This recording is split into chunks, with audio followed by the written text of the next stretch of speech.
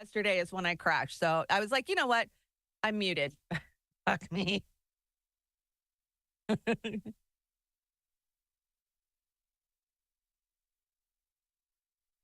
Okay. And so Popeye's saying muted, muted, muted. Hi guys. What a shit show. What a shit show I've had for the last 2 days. So Oz is engineering for me this morning so I don't crash. But Oz is engineering mainly because a friend of mine called me late last night who was on a plane heading out, and he's going to stop by the show. And of course, that is Craig Posta-Jardula. So we're going to recap some of the stuff that got left out yesterday that was so important. Fighting for Assange, we have to talk about that. If you're an Assange activist, now's the fucking time to get out there.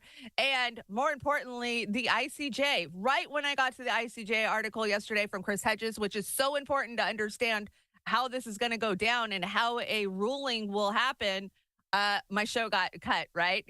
What a shit show. Exactly, P-Stuff. Anyway, so we saw a lot of posts last night saying that there was a guilty verdict from the ICJ, but that is just not true, guys. We're going to get caught up on all of that. And hopefully, Mr. Pasta will be in shortly. He said, go ahead and start your show and I'll just show up. So we'll just wait for him, whenever he shows up. Fair use. We are on YouTube for whatever it is worth. These are my criticisms, my commentary, and my opinions. But if you're interested in anything I talk about, go out there and do your own research, because we are told constantly that doing your own research is bad, but it is not. Education is not bad. And let's see. If you want to help me out, there is the donation links. It's feast or famine for independent media, and it's up to you guys to keep us going. If you like what we do, show us your support. We appreciate it. And everybody who's helped us out, we appreciate you for keeping the lights on over at the trailer park and in the land of Oz so very much. Hey, chat. Okay, I see people starting to finally file in. Hey, Caligula's. I can never say your name. It's Caligula's. It's Caligula's carnation, right? Yeah, I think so. Good morning. Huck Flim's over on the Rumble. We got Wesley and Popeye and Mastermind and Peace Dove hanging out over on the YouTubes. I'm trying to get all the chats popped out. We're kind of in Beauty and the Boomer mode right now. We're not in trailer park mode, so give us a second to get our shit together. Why won't it pop it out for me? Pop out! Pop out. So you guys know I got a new Discord, right? You can go over to Discord. I am the Trailer Park Pundit over on the Discord. I think it's the Trailer Park Pundit. But I got to tell you guys are starting to file in, and it's real fun over there. We have quite a few different tabs, like, where you can contribute to the show, or you can put up selfies, or you can, show me what you're smoking, show me your pets. And I just got to say, Kate, thank you so much for turning my Discord into an OnlyFan. And if you want to know what I'm talking about, you'll have to go join, because Kate's turned our Discord into a PG-13, if you know what I mean. Thank you, Kate, so much. And everybody who's signed in over there. We've got Deborah over there, and we got quite a few people that have came in over there. So join us over there if you want to stay in touch with everybody from the chat. It's always fun. Oz, is your mic on? I hope not. Well, turn your mic on so people can hear me talking, you talking back to me, so I don't just sound like I'm talking. Talk back, bring it on. I get to talk back to Chanda, everybody. How are you this morning?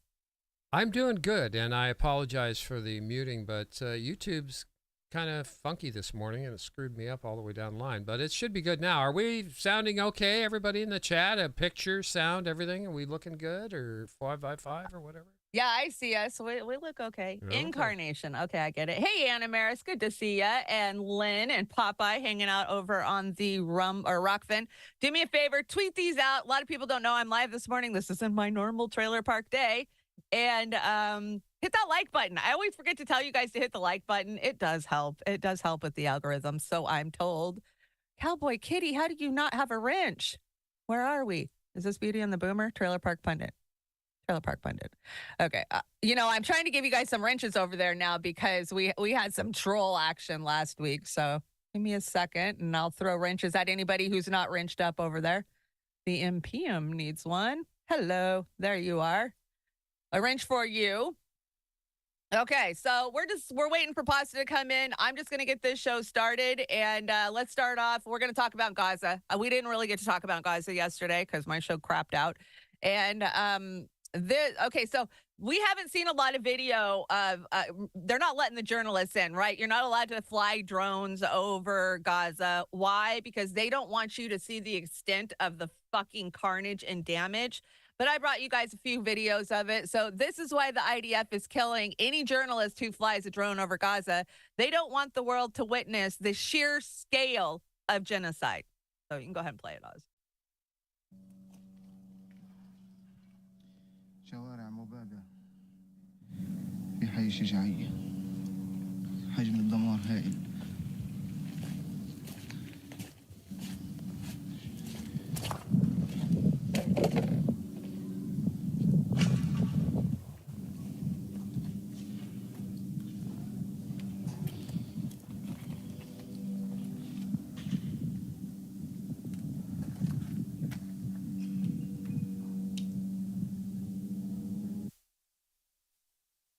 Wow, that is just gut-wrenching. The pure carnage. So I brought more than one video, so you're not looking at it from a couple of different perspectives. Go ahead and play the next one, Oz.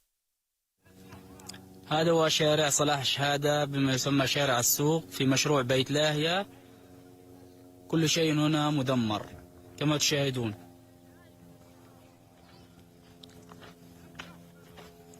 نوثق لكم هذه المشاهد بعد خروج قوات الاحتلال الإسرائيلي منها من هذه المناطق بعد أن عاتوا فسادا ودمارا في هذه الأرض.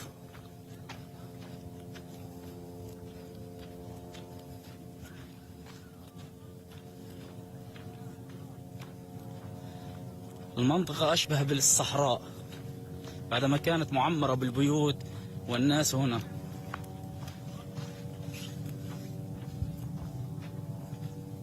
Yeah, go ahead. It pisses you off, doesn't it? This is insane. This is insanity. And they think they can justify this? Go ahead, Oz. You know, we had Anthony Blinken out there for the last week or two and other diplomats from the United States talking about, yeah, we want to make sure the Palestinians have the right to return home. I want to throw this out there. Return home to what? They have mowed the lawn with the weed puller. They've torn all the infrastructure out. I mean, it's going to be uninhabitable with the sewage, the toxicity, everything else.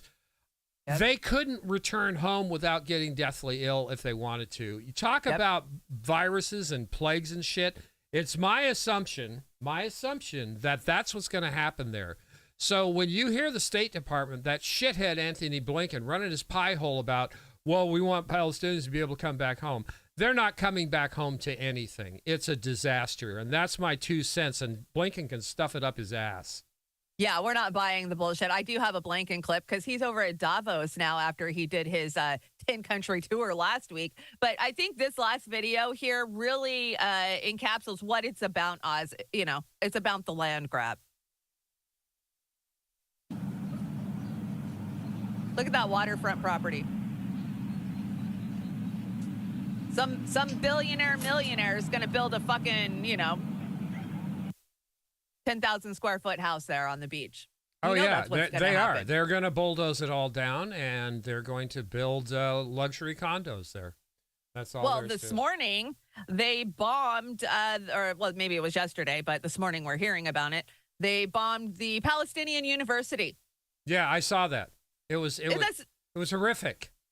It's and then they sit there in the face of the world and tell us that they're not targeting civilians, they're not targeting infrastructure, they're just targeting Hamas.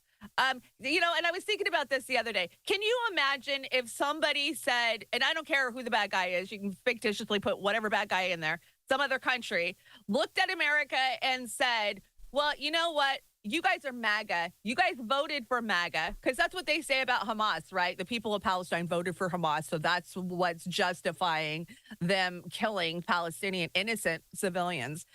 Can you imagine if somebody came to America and decided to wipe the whole entire country out because hey, you guys voted for MAGA. Well, we didn't vote for Biden, and he's doing a Or you goddamn voted for good Biden. job. Yeah, he is. Exactly. His administration is causing more death and destruction and devastation around the goddamn planet than I believe any in administration in history. So, Right. yeah, it's not our fault that Biden's in there, but we have to be responsible for what the United States does. So, speaking out and everything else, and just I'm going to kick this in here to get everybody's mind. We need to get on and support Julian Assange, and Shanda's going to go into that in a big way today. So listen up, everybody. Yeah, I do. I have all the numbers that we need to call. What was I just going to say? I lost it. Sorry. Anyways, so, no, it's all good. So we had the ICJ this week, right? You can still catch it. It's up over on the Rockfin on Roar Media if you didn't get a chance to watch it.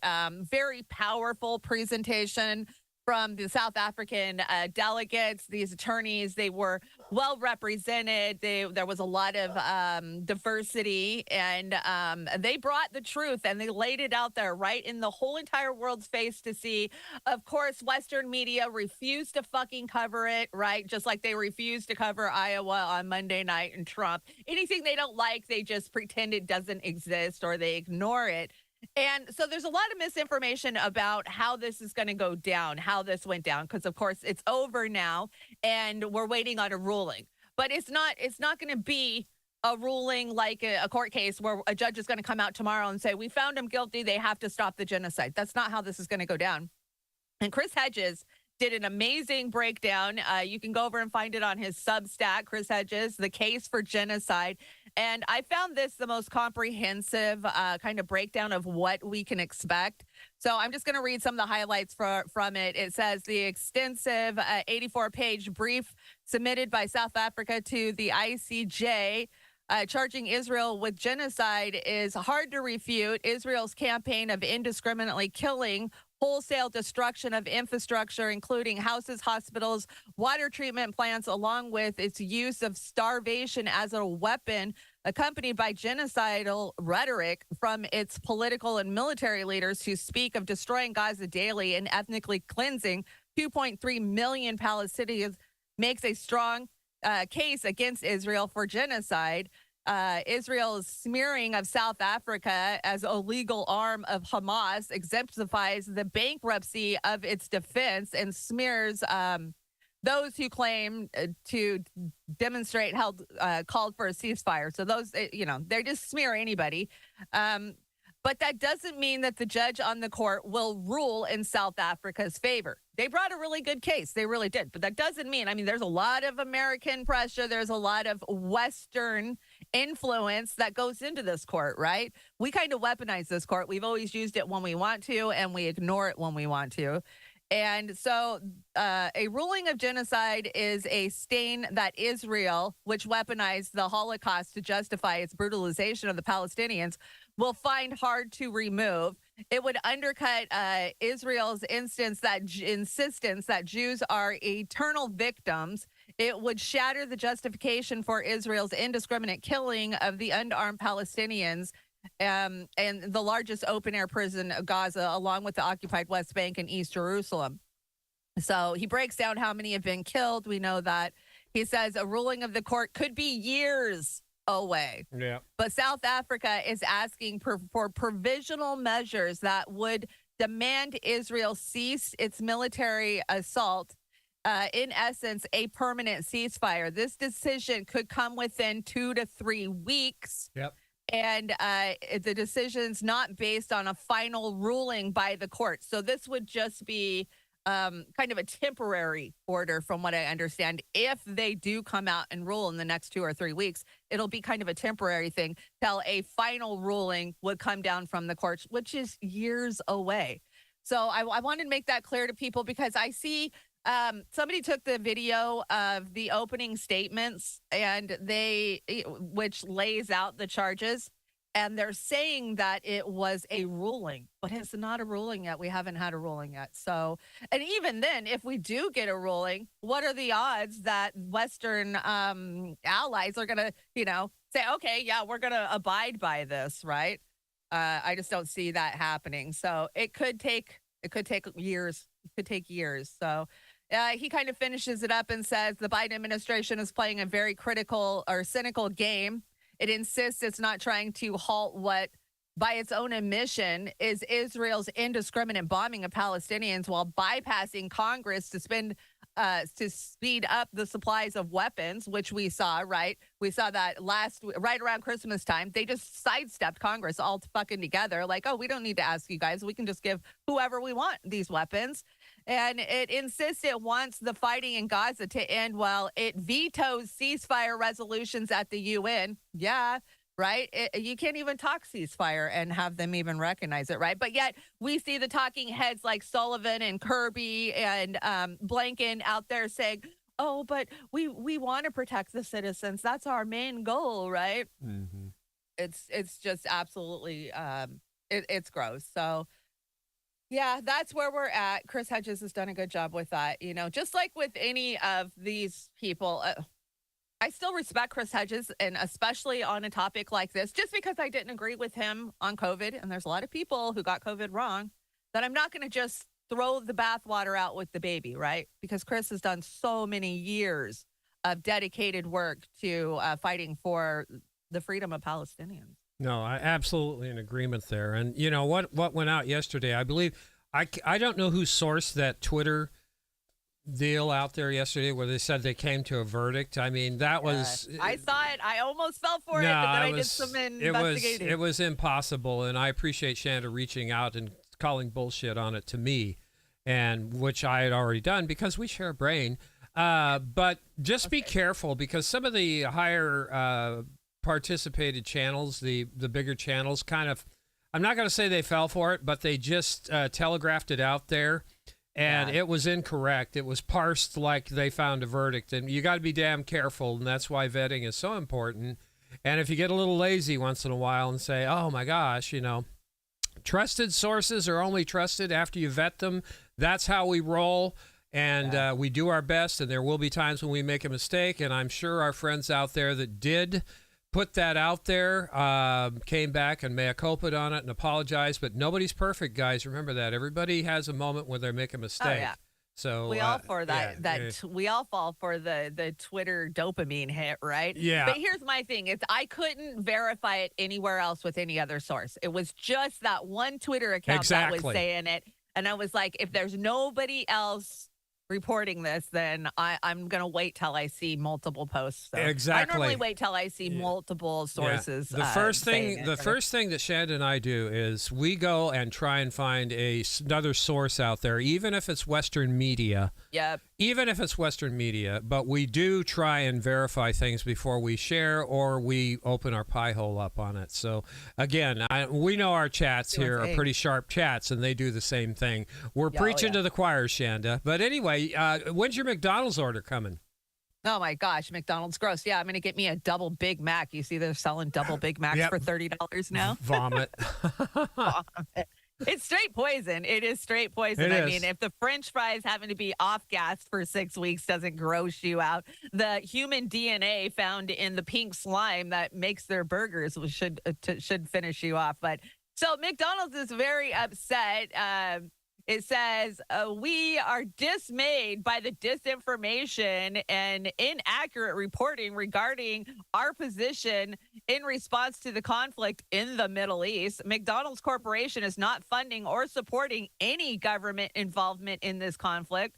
Our hearts are with all of the communities and families impacted by this crisis. We abhor violence and kind of firmly stand against hate speech. And we will always proudly open our doors to anyone. We are doing everything we can to ensure the safety of our people in the region, and will support the communities where we operate. What a chicken shit statement. Of course, they're full of shit because McDonald's has been offering free meals to the IDF with Gaza residents lacking access to food and water. Popeye says, I'm loving it. Popeye. Come on, Popeye. I'm loving it. I had that on my deck last week. I was joking about I'm loving it, right? Because they were losing money, right? They said they were. But Well, I just looked the other day, and they're not losing money. Their sales are up 16% in the last quarter. So, yeah, McDonald's isn't losing money. Stop eating there. Stop eating there. It's so gross. But not as gross as this asshole. You know, I can't believe we ever thought that he might potentially be a candidate that we could get behind, because this guy is nothing but controlled opposition. I've said it from day one. He was there to take votes away from Trump, right? And I don't even think that it matters that the Democratic Party railroaded him and ran him out of the party, because he still toes the line for them, rank and file, like he's supposed to, except for on vaccines, right? So Robert F. Kennedy drops truce in regards to the ridiculous claim that Israel is committing a genocide by South Africa and the show trial of the ICJ. This is just gross. I got to tell you. Yeah, it is. It is.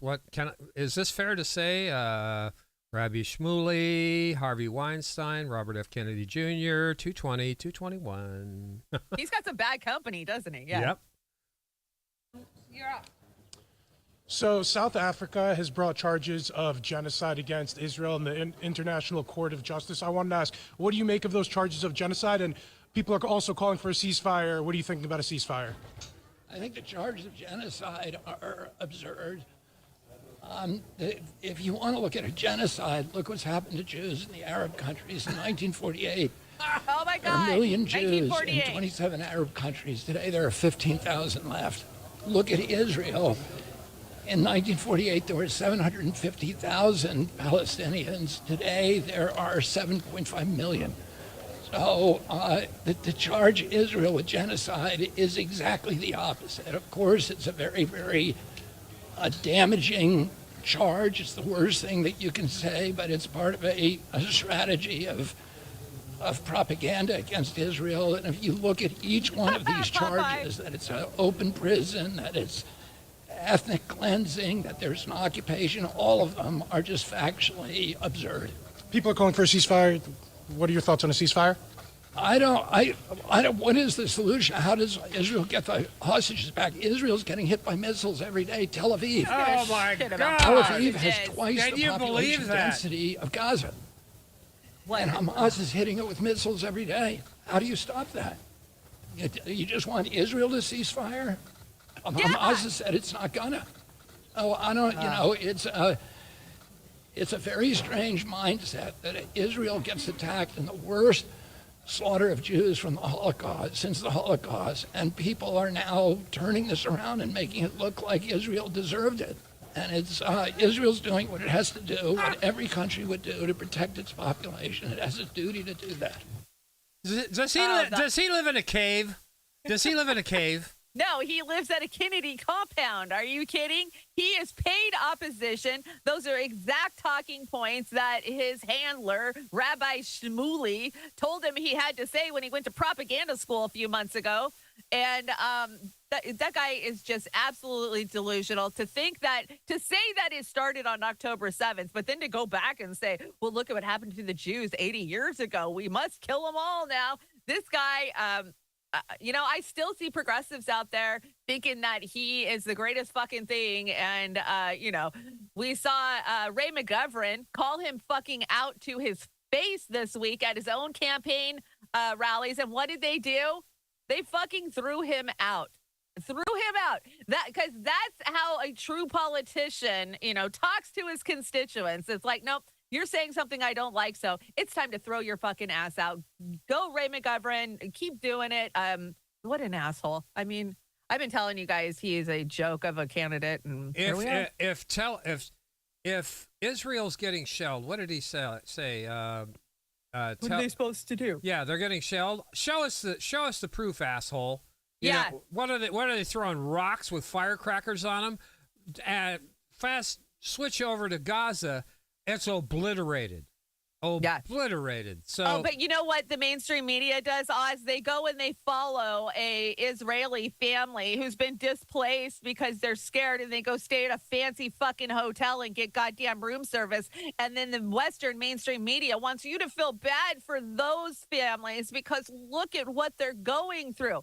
They're in a hotel with a fucking pool and room service, and you're comparing that to the suffering of the Palestinian people in Gaza who haven't had water, food. Did you see the food delivery truck that showed up in Gaza and they all ran for it? They fucking shot him. Yeah. If you're starving and you see a food truck, you're gonna go to it. This is just insane. Yeah, that's tantamount to putting cheese out or a salt lick to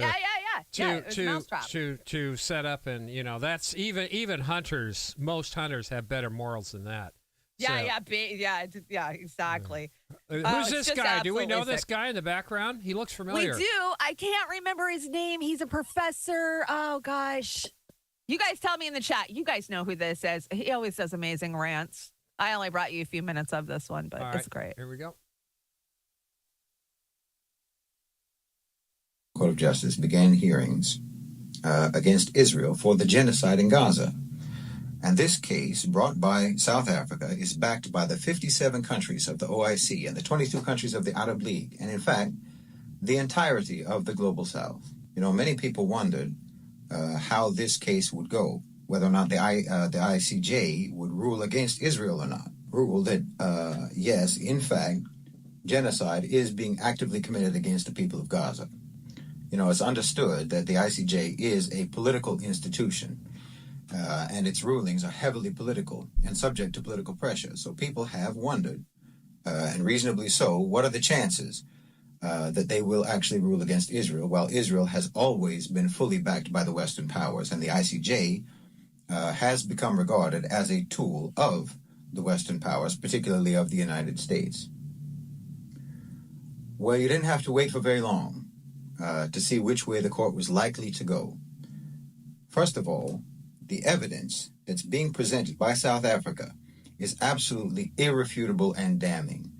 Their case is supremely well evidenced and meticulously detailed, and literally cites the genocidal words of Israeli officials themselves, including Netanyahu himself, and directly connects those words with the actions of the Israeli military in Gaza. So it's absolutely a devastating case. And it's impossible, frankly, to argue against it. Certainly, it's impossible to argue against it with any degree of seriousness or with any comparable standard of evidence and reason as is being presented by the prosecution. Just from the first day of testimony, Israel and the United States were completely and immaculately defeated. And if you had any doubt that they realized this, that Israel and the United States realized this, then there's nothing that could have proved it more than what the U.S. did later that day, that evening, in fact, that same evening. Yep. They attacked Yemen. They attacked Yemen because they knew that they're going to lose in the International Court of Justice. This is a very desperate, very pathetic form of doubling down. Imagine, their response to the irrefutable proof of genocide in Gaza is to escalate and to expand the violence, to defend the genocide. They cannot defend the genocide in court, so they decided to compound the brutality by spreading it. They defend carnage by means of carnage. That's the American way. They've lost the support of the world because they lost the awe of the world. They lost the respect of the world. They've lost the respect. Yeah, they've lost the respect from so many citizens of the United States. And that professor's exactly right. And you and I were screaming at the top of our lungs about that the other day. It's irrefutable proof of genocide, period. Sorry, I get passionate on I know you get passionate, and I'm glad you're here today. So, yeah, a lot of people are comparing what's going on in Gaza to Dresden. And I remembered Dresden, but I didn't really remember Dresden. So go Google Dresden, guys, especially if you've heard that analogy. I was shocked that even Google doesn't hide the fucking truth of what the Allies and America did in Dresden. Holy fuck. Yeah, like, we've been genocidal for a long, long fucking time, apparently. And, our history covers it up. Our Western media covers it up. And yeah, we know that the attack on Yemen was purely a look over here strategy, right? Yep. There you go. And God bless Yemen. I was listening to Moats yesterday. You guys know I fucking love Moats. Moats is like my favorite thing to listen to.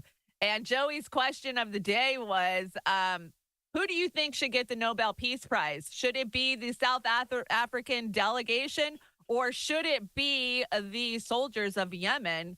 who are out there putting their lives on the line and trying to stop the killing of Palestinian people. Because they seem to be the only ones stepping up and throwing their bodies down in the line of fire. I say give them the Nobel Peace Prize and South Africa and everybody supporting South Africa and take it away from that dreadful, dreadful president we had named Barack Obama. Right. And that should never have been given to him. He is a monster just like the rest. I stand by my words, and he can go to hell. That's it. Well, we know that the Nobel Peace Prize doesn't go to peacemakers. It goes to fucking war makers. It has for, forever. Yep. So I almost expect them to give it to Benjamin Netanyahu or fucking Anthony Blinken or who knows, even fucking Biden, right? Yep. I wouldn't be shocked. Exactly so. And you know what we do need is a real peace prize that origins aren't so stained like Nobel. That's crazy. And people are going to say, what do you mean, Nobel? He was a great man. No, he wasn't. He wasn't. He did the Nobel Peace Prize to cover up his dirty laundry. Yes. That's exactly what he did. Yeah. And just do your research. PR. He needed the PR because he was so shitty.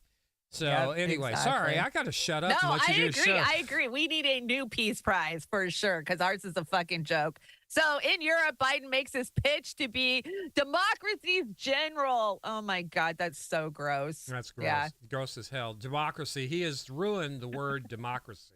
Joe Biden and the Biden administration has utterly destroyed it. So apparently he said the stakes are eternal. Biden boomed at the Warsaw 1 year anniversary of the Russian invasion of the Ukraine as Ukraine nears. You know, I think that must have been older because it's been a year, right? But did you see that Russia's economy just took the 5th spot for the 5th in the world? Oh, hell yes. I mean, but remember, sanctions is killing Russia. Oh, yeah, we're going to win the Ukraine war in 6 goddamn months because Russia is starving. Well, hold on, Chanda. Let me get Rachel Maddow in here to clue us in on what's really happening. One of the biggest propagandist liars with blood on her hands for her part in all of this shit. She is the worst, and she is nothing but a propagandist, nowhere near a journalist. I've got to shut up. Tell me to shut up. I'm glad you're here. You brought this, so why don't you set it up? All right, this is PBD, and I have not watched it. I just subbed to it, but Case Study QB clipped this thing perfectly, and watch this guy take down this asshole. It's beautiful. I said the Middle East. You're talking about Gaza. I'm naming all these countries that are thriving. Qatar, Bahrain, UAE, Israel, Silicon Valley of the Middle East. What can be done with the countries that are quote-unquote shitholes? Okay, give me a country like a shithole. Give me an example. I'm looking at the unemployment rates in all these countries. Give me one country. Afghanistan, Syria, Afghanistan, Lebanon. Why Afghanistan became a shithole country? Because they endorsed the Taliban. They did. They did. Yes. Isn't that a little bit of a reductive way to tell history? Because at the beginning, there was no Taliban, and then the Soviet Union came in, and then America came in, supported the Taliban, make them bigger than they were, and then at the end of the day, they support. If you remember Rambo 3 was supporting the Taliban, so Taliban was really cool, and even they were even hailed by right-wing Christians as freedom fighters, anti-communists. And then what happened? America, some people like the Richard Wilson wall wanted him to come in to put some schools. That no. We spend all of this money of tanks on weapons. We don't need to put them schools. What happened?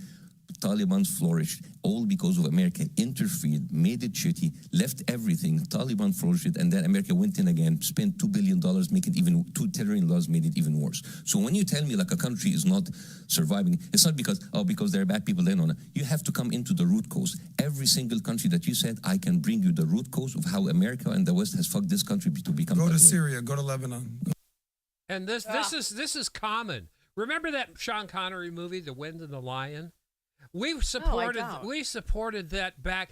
You know, it wasn't just that we supported the Taliban and created Bin Laden, but this goes way back to the days of Roosevelt and the same thing. I think the guy was the Raizuli over there.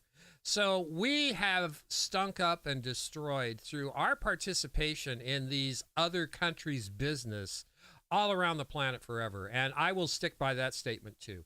So Is this the next Yeah, one? I've been bringing Patrick Bet David clips for years, and I do think that he's a mammy. I think that he is a mainstream alternative media. But, when you have a good conversation, you have a good conversation. So I ain't going to bag on that. This happened 2 days ago. So Senator Bernie Sanders was out there saying how he was going to hold, the Senate accountable, and he wanted he said 72 senators voted against a measure in a 100-member chamber, defeating efforts to force the State Department to report on the IDF's conduct in the war against Hamas and in Gaza following October 7th. So Bernie wanted a kind of what do you call it? He wanted to hold them accountable for the weapons. Where are the weapons going? How are they being used? How much are being sent over there, right? And he says, I hope it's not constitutional to ask how U.S. weapons are being used. And they didn't even let this shit go to a fucking vote, man. They just shut Bernie down. They crushed him like a fucking bug on this one. What was it? Senate 77-11 or something? Was that? Yeah, some shit like that, right? And it was weak as shit. I could have wrote a better resolution than Bernie Sanders on that. It was a strongly worded resolution, everybody. That's Bernie Sanders, strongly worded. This guy is probably one of the worst backstabbing politicians in the left's history. Well, he's doing the hard work, though. He is testifying before Congress this morning about long COVID and how it's destroying people. So, Bernie's doing the hard work for the people out there. Oh, yeah, sure he is, because he needs to remain relevant in D.C., and he wants that relevancy until he hits the grave. That's it. The guy's a con man, period. Yep, he's a cuck. He's a total cuck, right? And we all fell for it and gave him fucking millions to give to the DNC. We kept the DNC alive. We single-handedly, as Bernie supporters, kept the fucking DNC alive because they had no money and they had no supporters coming into 2016. Yeah, we need. Shame on us. I need to bring that Meatloaf song. I want my money back. You know that one. I do want my fucking money back. So don't give to any of these damn politicians out there. I see some of the old Bernie people falling for the RFK shit and donating and buying shirts, and it's like, oh guys, because it's a cult, right? They want to feel like they belong. And I understand that because we had such a sense of community during the early Bernie Sanders days, right? It was this movement that was coming together. It was organic. It was grassroots, or we thought it was organic at the time, right? And that feeling of camaraderie that we got, and I won't bag on the fact that I have an amazing network because of the Bernie Sanders movement. That's the only thing that I believe came good out of that. Only thing that came good from Bernie Sanders was y'all. That's the only thing I got from Bernie, right? So you brought this and I brought this. This is an amazing TikTok rant. I don't know. Power Director is what it says, but I don't know if that's her username. No, I love her. She spells it out. She's very, very articulate about it. She leaves out that we're paying for it. As an American, I am so sick and fucking tired of the lies that Western media, Republican and Democrat, that y'all are both putting out lies about what is going on in Gaza. So I went to watch the news last night, and there was a story about an Israeli family. I don't watch the news for information. I watch the news to be like, what are they saying is happening? And the story was telling about a family in Israel that got displaced. They had to relocate to a hotel because of the attacks from the Hamas that killed 50 people in their area. And they were saying how hard it was to be living in a hotel with their entire family fitting in one room. Who? How dare you report on a singular family from Israel that's been displaced when there are over 2 million families in Gaza displaced? What about them being displaced? And they're not being displaced into nice little hotels with running water and food and a nice roof over your head, and you don't have to worry about bombs dropping on your place to stay. No, that's not what's happening. They are being displaced onto the goddamn streets. And you want them to evacuate somewhere safe, right? There is nowhere safe. There is nowhere safe. There is nowhere safe left in Gaza. And let's say there is. Let's play into your bullshit lies. There is somewhere safe for them to go, right? No worries. You just have to, one, make it there alive because you're all dying coming from a hospital, right? And then 2, you have to walk through all of the rubble of what is left of Gaza to get there. You have to walk on the bodies of your people, your dead men, women, and children as you're dying yourself and try to make it to this safe place, right? And then don't forget the fact that Israeli forces will be waiting to arrest you when you get there. Yep. Fuck that. So genuinely, sincerely, from everybody who sees through your bullshit, fuck you. For reporting on a singular family in Israel that had to go to a hotel. Yep. The children of Gaza are in the fucking streets. Some of them buried under buildings. Fuck you. Fuck you. Genuinely. Do you know how much food is left in Gaza? How's the water in the hotel? How's the food? Because Gaza has almost none left. You guys are fucking disgusting. I would say Amen. Welcome to my guest, Craig Pasta Jardula. Stranger, what's up? How's it going? I just had to do it. I heard that song at the airport yesterday. It's been a while. And I'm like, I'm calling Chanda. I love that song. Stain. Yeah, been a while. You know, I was dating. Is there a high def button though? I don't feel like I'm high def out. You got to go into the little, I don't know. Oz? I thought we were in my studio. Gorgeous. I don't know how to make it better. He's gorgeous. You're gorgeous. He's gorgeous. You're going out beautifully.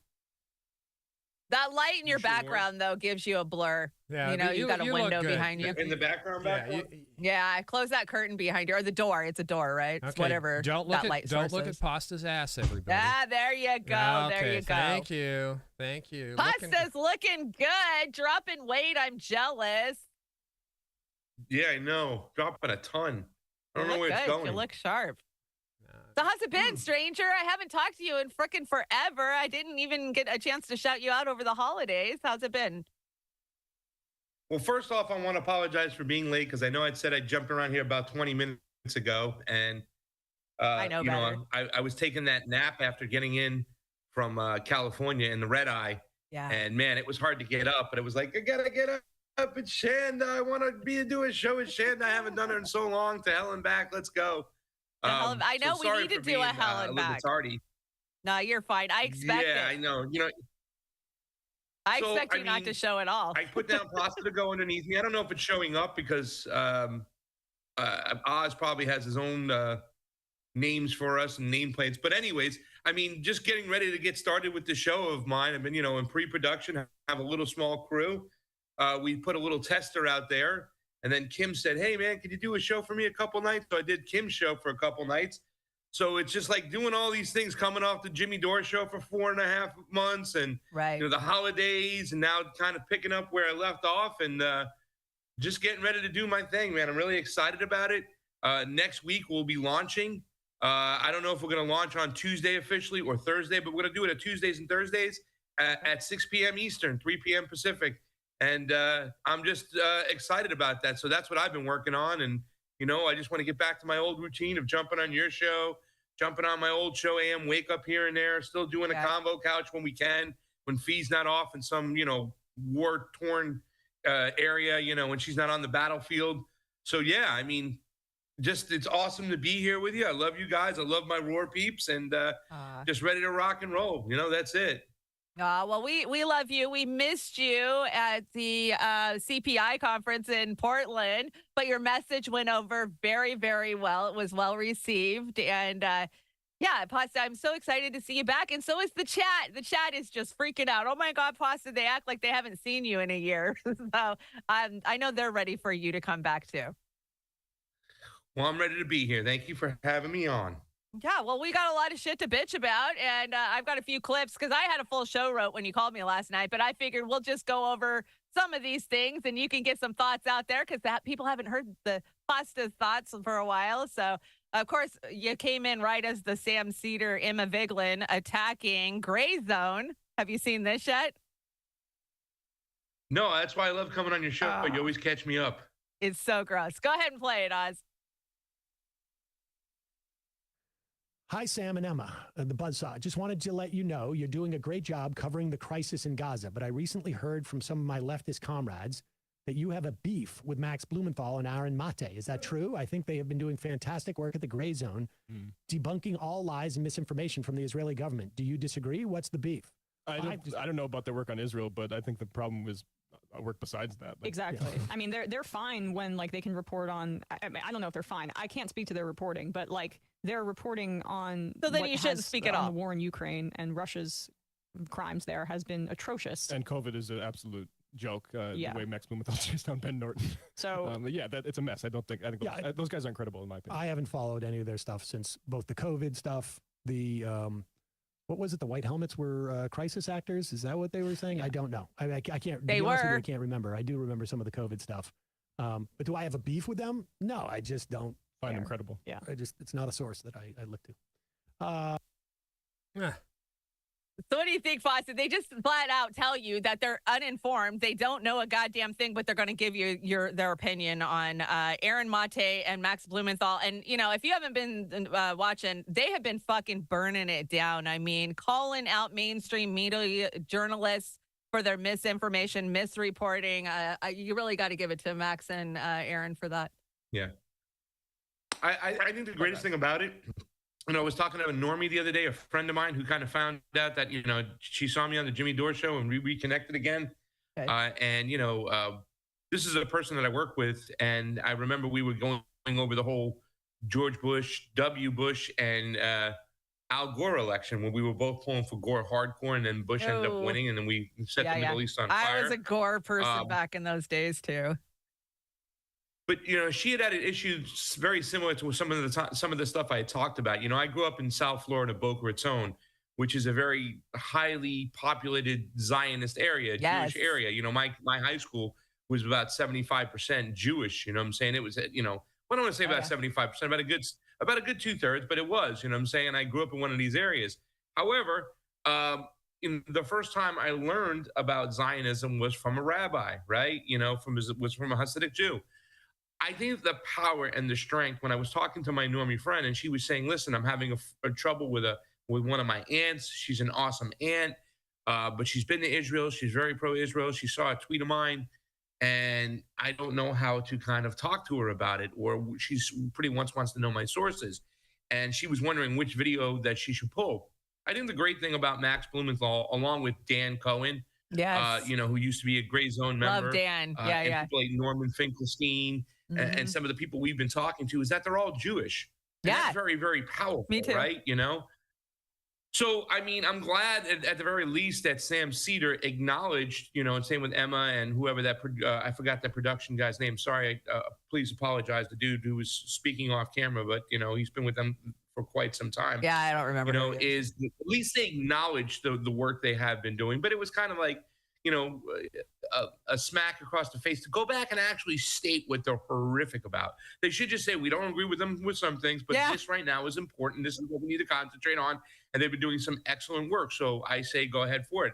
You know, two things, not just number one, Chanda, that they were a little bit kind of like, you know, a little nasty by kind of pointing out these things and saying how stupid they were.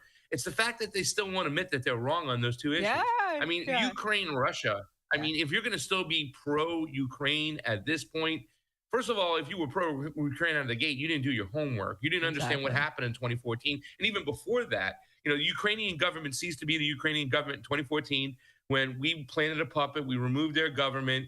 And one thing after the other, the Azov battalion, funding them with NATO weapons, the whole 9 yards. Nazis. The fact that you can still say, oh, my God, Russia, Russia, Russia, when it was on their doorstep, knowing. And I think justifiably it would have been if there were Americans on the border living in Mexico getting slaughtered and we were there, we would probably justifiably go into Mexico and say, you're not going to slaughter these Americans that are on the border. The same thing that was happening in Ukraine when it came to the Donbass. So the fact that they're still there, and the big thing on COVID, right? And this is something we have to talk about. After this show today, I'm going to go on Matt Weinglass's show. Nice. Matt Weinglass is a new guy, up-and-comer, the homeless left. And he's been actually doing some work on Lahaina. He just went to Lahaina. So he's keeping that information and carrying that torch. If it isn't for guys like you guys over here at Roar Media, especially with people like Amber, right, who you know, you watch her tweets, still talking about COVID because it's been forgotten about. Yeah. You know, we need to continue to do these things. But for Sam and Emma to still be behind in the dust on that one, it's kind of a little bit lazy, and it just shows you where they're at, where they're going to be. You know what I'm saying? However, I guess it's a good thing that we have to all come together for this one issue and kind of push back and say enough is enough when it comes to Israel-Palestine. So I'm going to take the good with the bad, but it's still more the same when it comes to Emma and Sam. And it's not, Shand, I don't know about you, but it's their little snotty faces. Yes. Look at Emma right there. Little snotty faces. I don't pay them much attention. I remember when Emma, her claim to fame was she rode shotgun with Jordan Charlton in 2016, interviewing people on the street for Bernie Sanders. And now she's over at the Sammy Cedar show acting like she fucking knows something. And the ironic part is, Pasta, that these are the same people that support Israel and call, the Palestinians Nazis. Oh my God, Hamas is Nazis, but they actually support the Nazis in Ukraine. I mean, the irony of that is absolutely not lost. Yeah, these people, but there was a lot of people. Chanda? Yeah. Yeah.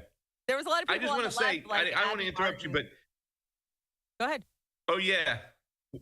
Well, at least you didn't call her by her COVID name, which we won't do. We won't throw cast stones over here, right? Your COVID name. We put a J before that, Abby. Oh my God. Well, see, like Sam Cedar even and Chris Emma Hedges. Yeah. Go ahead. Oh yeah, I know Chris Hedges. They all supported the COVID narrative, right? Well, they never got straight about it. They never got right about it. I mean, even Dr. Cornell West, right? I still, since I've done my interview with him, he has had somebody come on. One of his campaign managers was one of those leftists who refused to go buy into the jab and whatnot. And he's great. So I would hope that he would get some movement there. And when he says stuff like, well, I want to have a truth council and find out what's what, it's like, we already had that. We had it in real time. You don't need to go do that. We did all the homework for you. You just got to get up on the information. I don't know if he's able to because he lives in academia, Yeah, right. I don't know. Anything's possible. But right here, right, with this setting, I believe, I don't know if it was this show, I believe the only clip that I saw from this particular Sam and Emma show from a while, and I don't know if it was this particular show, wasn't it Sam kind of starting to prep people or prep his followers to once again, hold your nose and vote for Joe Biden? Hasn't he been already starting to do that again? Yeah. I mean, no, they did. I'm waiting You're for right. a lot of people to start doing that It again. was the same exact show. They were like, yeah, Biden's bad on this and Biden's bad on that. But Trump, right? We're getting that but Trump argument again from the true bluers. Trump will be the end of Bernie's been out there saying it. Oh, this will be devastating. It'll be the end of the United States. It's the same vote blue no matter who rhetoric out of these guys. So I've got this other clip, Pasta. I'm just going to kind of jump around because I want to get your impressions on a few things that I have on the deck. This is a story that nobody really talks about, and that is the fact that Israel has made it illegal to obtain a DNA test. Nobody in Israel can have a DNA test. This was a law. I covered it. We covered the actual law itself that was passed quite a few years ago in the early 2000s. And here's just a little clip, a breakdown of it. So it says Johns Hopkins generic study shows 97.5% of what does that say? Hebrew. I can't read it. Oh, there it is. Hebrew DNA. DX. Yeah, okay. In Israel has absolutely no ancient Hebrew DNA and therefore not Semitic and have no ancient blood ties to the land of Palestine at all, wherein 80% of Palestinians carry ancient Hebrew DNA and thus are real Semites. And I brought a little TikTok of the breaking it down. A lot of people don't talk about this. DNA tests are illegal in Israel. Ask me why. It's even illegal in the state of Israel to obtain this. You can speed it up, Oz. It's illegal to show it and or talk about it. Ladies and gentlemen, my DNA. Now you might ask yourself, why is it illegal to obtain this in the state of Israel? Because it proves through your DNA that Jews around the world have no ancestral ties to the land of Israel. I mean, duh. It doesn't take a PhD or an article from a Jewish newspaper to tell you that Caucasians practicing a religion aren't native to a place where people have been brown for millennia. This TikTok caused a storm online, with many debating what his results, which show no trace of being from Palestine or the Middle East, despite being Jewish, mean. Yet in the state of Israel, getting hold of a genealogical DNA test is highly restricted. Yadov, Aharonov, and the Jerusalem Post reported in 2019 that Israel's genetic information law blocks people from buying them from local pharmacies. I guess boomer Zionists think that if you just throw enough money at troll farms and you don't let people Google 23andMe in Israel, that they'll forget that they're not Middle Eastern. Like, it's not Jesus of Williamsburg, it's Jesus of Nazareth, right? I mean, that's you can fine. kill it wherever. There are dark Jews. There's Jews from Brazil, there's Jews from Ethiopia, and up until the 19th century, everybody was... All right. Okay, so you got the gist of that. Like I said, I've covered this story a couple of different times now. It is illegal to get a DNA test in Israel. Pasta, why isn't anybody talking about this? I don't know. I mean, because they want to suppress the information, but I mean, it goes really, really deep. It does take a little bit. It takes a little bit of nuance for this one, Chanda. I still think that, be like, yeah, well, it wasn't me because we were thrown off our area. It was our great-great-grandfather who was there, who was run off by the Romans. And, that's why, to this day, we're allowed to go back there. I think the best thing about it is Jesus of Williamsburg. And it really kind of putting that point out there that there's a lot of people, Jewish people from Brooklyn, who are not native to that land whatsoever, who haven't had, any type of lineage whatsoever. They have more rights to that land than the actual Palestinians. So, yeah, of course, the Israeli government is going to shut down, when it comes to DNA tests, because they don't want that information getting out too much there, whatnot. They're still trying to hide and suppress, at least for now. But, I mean, what are you going to do? I still talk to, a lot of, where I live, there's a lot of snowbirds, right? Yeah, they live half the year in Florida, Me too. half the year in Brooklyn. They got dual citizenship. They can go to Israel they want at any time. So, I mean, I know a lot of these people over here, they feel that they still have a right to go there, and that is their land, regardless where their bloodlines are from. So, I mean, I can understand why the Israeli government is going to try to shut these things down and try to silence it as much as they can. But it's so great. The best line was it's not Jesus of Williamsburg, it's Jesus of Nazareth. Yeah, and, It should say a lot to a lot of people. But, when I was getting ready to have Norman Finkelstein on the Jimmy Dore show, before he came on, we spoke. And I said, Norm, what do you want to do? How do you want to handle this? And I've been kind of marching to the beat of his drum, right? When he says, listen, we just got to constantly educate. We can't get upset. We can't get mad, especially when it comes to this situation. It's going to be one of those situations where people are totally ignorant. We just got to continue to educate, throw the information and the facts out there, and eventually they'll catch up. They will lose the propaganda game, and that's where they're at right now today, losing the propaganda game. Big ups to this video. Yes, no, and this guy here, this TikToker, he's put some really good stuff out. I don't know who he is. There is some useful TikTokers out there, I gotta say. Oz, I want you to jump down to 65 because I want to get Pasta's take on Gonzalo Lira and what happened there. Pasta, I'm sure you're up to speed on what went down there, right? I brought a Kim We have clip. to go back to Dick Morris, though. Do we have to go back to Dick Morris? Yeah, no, we will cover Dick Morris. The Dick Morris thing is hilarious. We will go back to that. And I've got a lot of Davos shit on the deck, too.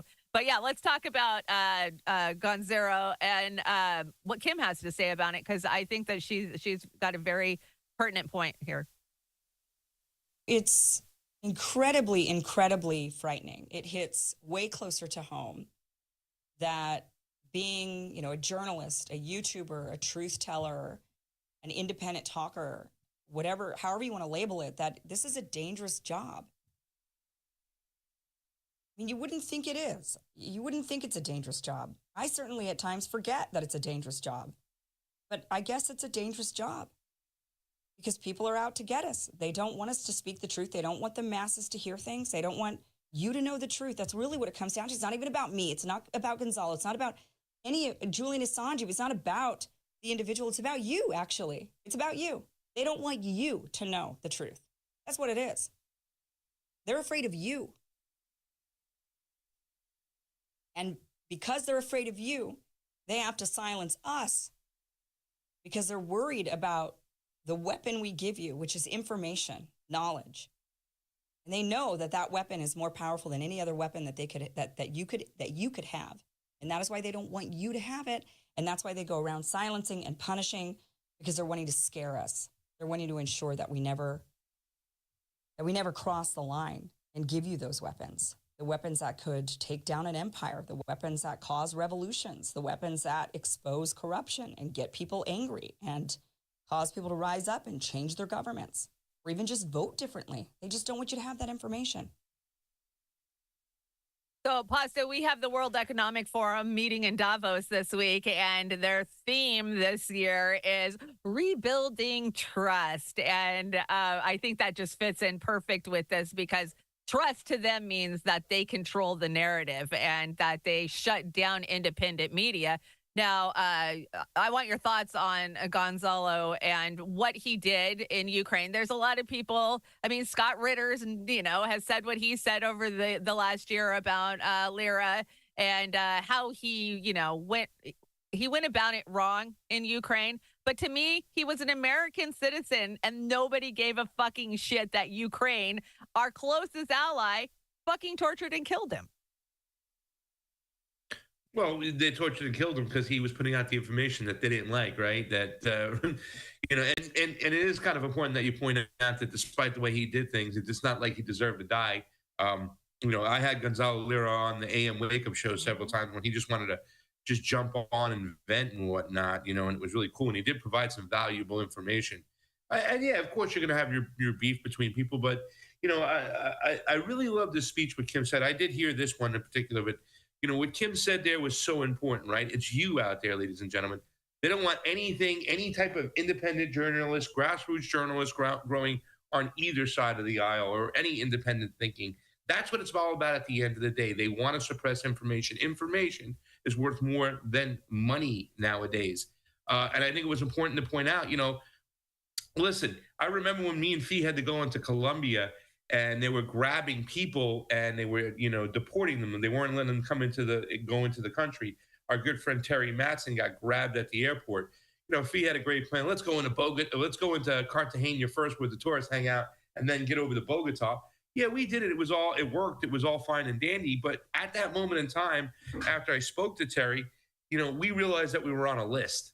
Yeah, we're on a list from the Department of Homeland, from DHS, from the CIA. I've been stopped before, coming in from Cuba before. So it's scary at times, and you wonder, well, how far will they let you go? What will they let you do? If you get into a bad situation, maybe they'll just let you rot there. The thing is, I don't have a solution to it other than the fact that we got to bring more attention to it. But it is a scary thing, and that's what they are trying to do. This whole Gonzalo Lira thing, and I know a lot of people are like, well, he's not Julian Assange. Okay, I get it, but still, and I thought it was great the way Kim labeled him as a YouTuber. She didn't do that to demean him. She just meant to label him as saying that is just as valuable. That should be taken the same way as a journalist. If you're a person who has a YouTube show and you're putting out information there, you should have the same rights and you should be treated equally across the board. And we shouldn't allow the State Department to do the things they do to us. They knew exactly who he was, our country, and they let him die over there. Yeah. They just let him die. It's a sad situation. It is very sad. And I commend anybody who's out there doing this. And yeah, you have those moments of fear of, is my door going to get kicked in? Am I going to get swatted by, am I going to end up in some black site where nobody fucking hears from me again for months? Yeah. I mean, when you're out here telling actual truths against this tyrannical government, you never fucking know what's coming a year down the road. Are we going to be an authoritarian, are we sliding back to World War II where they're rounding people up and putting us on red lists? You never know. So you're really putting yourself out there. And I commend Kim for recognizing that and telling people, because ultimately it comes down to you guys. They're scared of you. They're scared of you getting the real information and not buying their bullshit narratives anymore that help propel, their agendas down the road. And we know their agendas, right? We're seeing their agenda roll out at Davos. Do you want to cover Davos first, or do you want to do Dick Morris first? Dick Morris. I need some Dick in my life. Let's cover. Whoa. I didn't mean that, Chanda. So this is hilarious. We saw this break yesterday. So Dick Morris is over at Newsmax doing an interview, and somebody walks through the background, and the internet caught on fire saying it was a guy. He was outed. He was having, whatever you want to put in there, right? And we'll play the video. Go ahead and play the video, Oz. Basically supporting Ron. They're basically supporting Nikki Haley. So they're going to downplay it, and they're going to try to say, oh, he didn't get a majority, or he got... Okay, so he did look like some dude from The Sopranos. I got to say, whoever walked through the background looked like a big pussy from The Sopranos. But it turns out it got fact-checked. That is not a man. He did not get outed on live TV on Newsmax. It happens to be his wife. Ellen McCain, who, yeah, these guys write books, right? That's who they are. They're authors and far-right commentary, aren't they? Well, the reason why I wanted to see that, because I didn't know what was going on, and that's funny, is that I took my mom to go see a Carrie Lake gathering about 6 months ago, and it was in West Palm Beach, and Dick Morris was the opening speaker, and he really made a really good speech. And he was really talking about, how the left and the right, the left populists and the right populists have to come together. And he was explaining the differences. He's like, the left populists, they call what we call the deep state, they call it the military industrial complex. And they have that beef with them, and he was just going over like the differences. And I thought it was a really good speech. And at the very end, I went up to him and I shook his hand. I said, "Hey, Dick, that was a great speech." I didn't really get a chance I wasn't having a camera in anybody's face. It was kind of a gathering where we brought a ticket. So I didn't just want to spring up on somebody, but I thought it was really good to hear what Dick Morris had to say. I don't always necessarily agree with Dick Morris. Right. But it was just kind of funny to see that whole situation with somebody walking behind him. You see the way he kind of changed his whole body language as she walked behind him. She's like, "Oh yeah," you could sense the whole he knows he was there. a little uncomfortable, and it just turns out it's his wife. I mean, I'm not gonna say name or call names or anything. Yeah, she was looking a little rough and manly at the time, but the internet is so broken with the pedogate, right, that they think anything like this is a scandal, and he got outed, and no, it was just his wife, guys. Yeah. For sure. They're nuts. They are nuts. But I mean, that's a big problem in itself, right? Like people just jump when it came to the Epstein release over here not too long ago. People start jumping off on certain things. And it's like, guys, Jimmy Kimmel never went to the island. I think you might not like Jimmy Kimmel. You might be mad at him right now, but I don't think he was ever on that island, guys. So I don't know what you're doing. He was named. That's it. He claims he was never on that island. He's threatened to sue Aaron Rodgers for even implying it. Like, he was very upset about it, But did we learn anything from the new Epstein list? It wasn't even a list. It was court documents. No. And if you're really paying attention, you should have had more questions from this drop than anything, right? And that is some of the victims recanting their statements, like Virginia Giuffre, especially on Dershowitz, where she goes, she accused Dershowitz for years, and then she goes, "Oh, I might have got it mistaken. I maybe it was somebody else," right? After she gets a big paycheck. There's questions about Maria Farmer that are starting to come forward. Whitney's done some really great reporting on this, and Johnny Vedmore has done some great reporting on this. And nothing came of that to me. I mean, maybe we had a few new quotes, but there was no new names. The Stephen Hawking's memes were fucking hilarious, I gotta say. But we already knew that Stephen had been to the island multiple times. That wasn't news. Like, if you're paying attention, none of that was news. Let's jump ahead. And for me, go ahead. Really quickly about that whole thing. For me, it was seeing people talk about Ehud Barak. I'm like, guys, we've been talking about Ehud Barak and his connections to Epstein's for like 5 years, and that's us. People like Whitney and those Jason Burmesses and those Ryan Dawsons. They've been talking about them for a lot longer than us. I mean, it's old news. But I guess it was kind of cool the way it was all tied together. I actually, you talk about Kim's video with her interview with Dershowitz talking about Epstein and questioning whether he was Mossad or not. So, I guess there was some good stuff that was brought from that, I guess. But for the most part, it was nothing new whatsoever. It was just an old, outdated, everything we already knew for those who've been paying attention. Yeah, for sure. For those of us who've been demonetized for the last several years over this shit. Definitely. Right over here, we've been demonetized, man. So if you want to help us out, of course, all the donation links are in the chat. And you can head over to Pasta to Go to find his donation links. I was a little discombobulated this morning. Sorry, I didn't get any of your stuff in there, hun. But let's go talk about Davos. Don't worry about it. Let's talk about Davos. Let's jump down to 21. I think 21's a good start. We'll bring the Klaus shit to Beauty and the Boomer, because I think everybody's kind of heard Klaus's opening statements about how they have got to control the independent media and take back the narrative. And that's when they say they're rebuilding trust. No, it's not about rebuilding your trust in them. It's about rebuilding the bubble of trust that they consider mainstream media to shove it down your throat, or to co-opt the mainstream alternative media, the mammies, all right? And I'm not going to talk shit on some of the independents, but I got questions out there. Like, I got questions. Yeah, let's start with 21. Here we go. Go ahead and play it.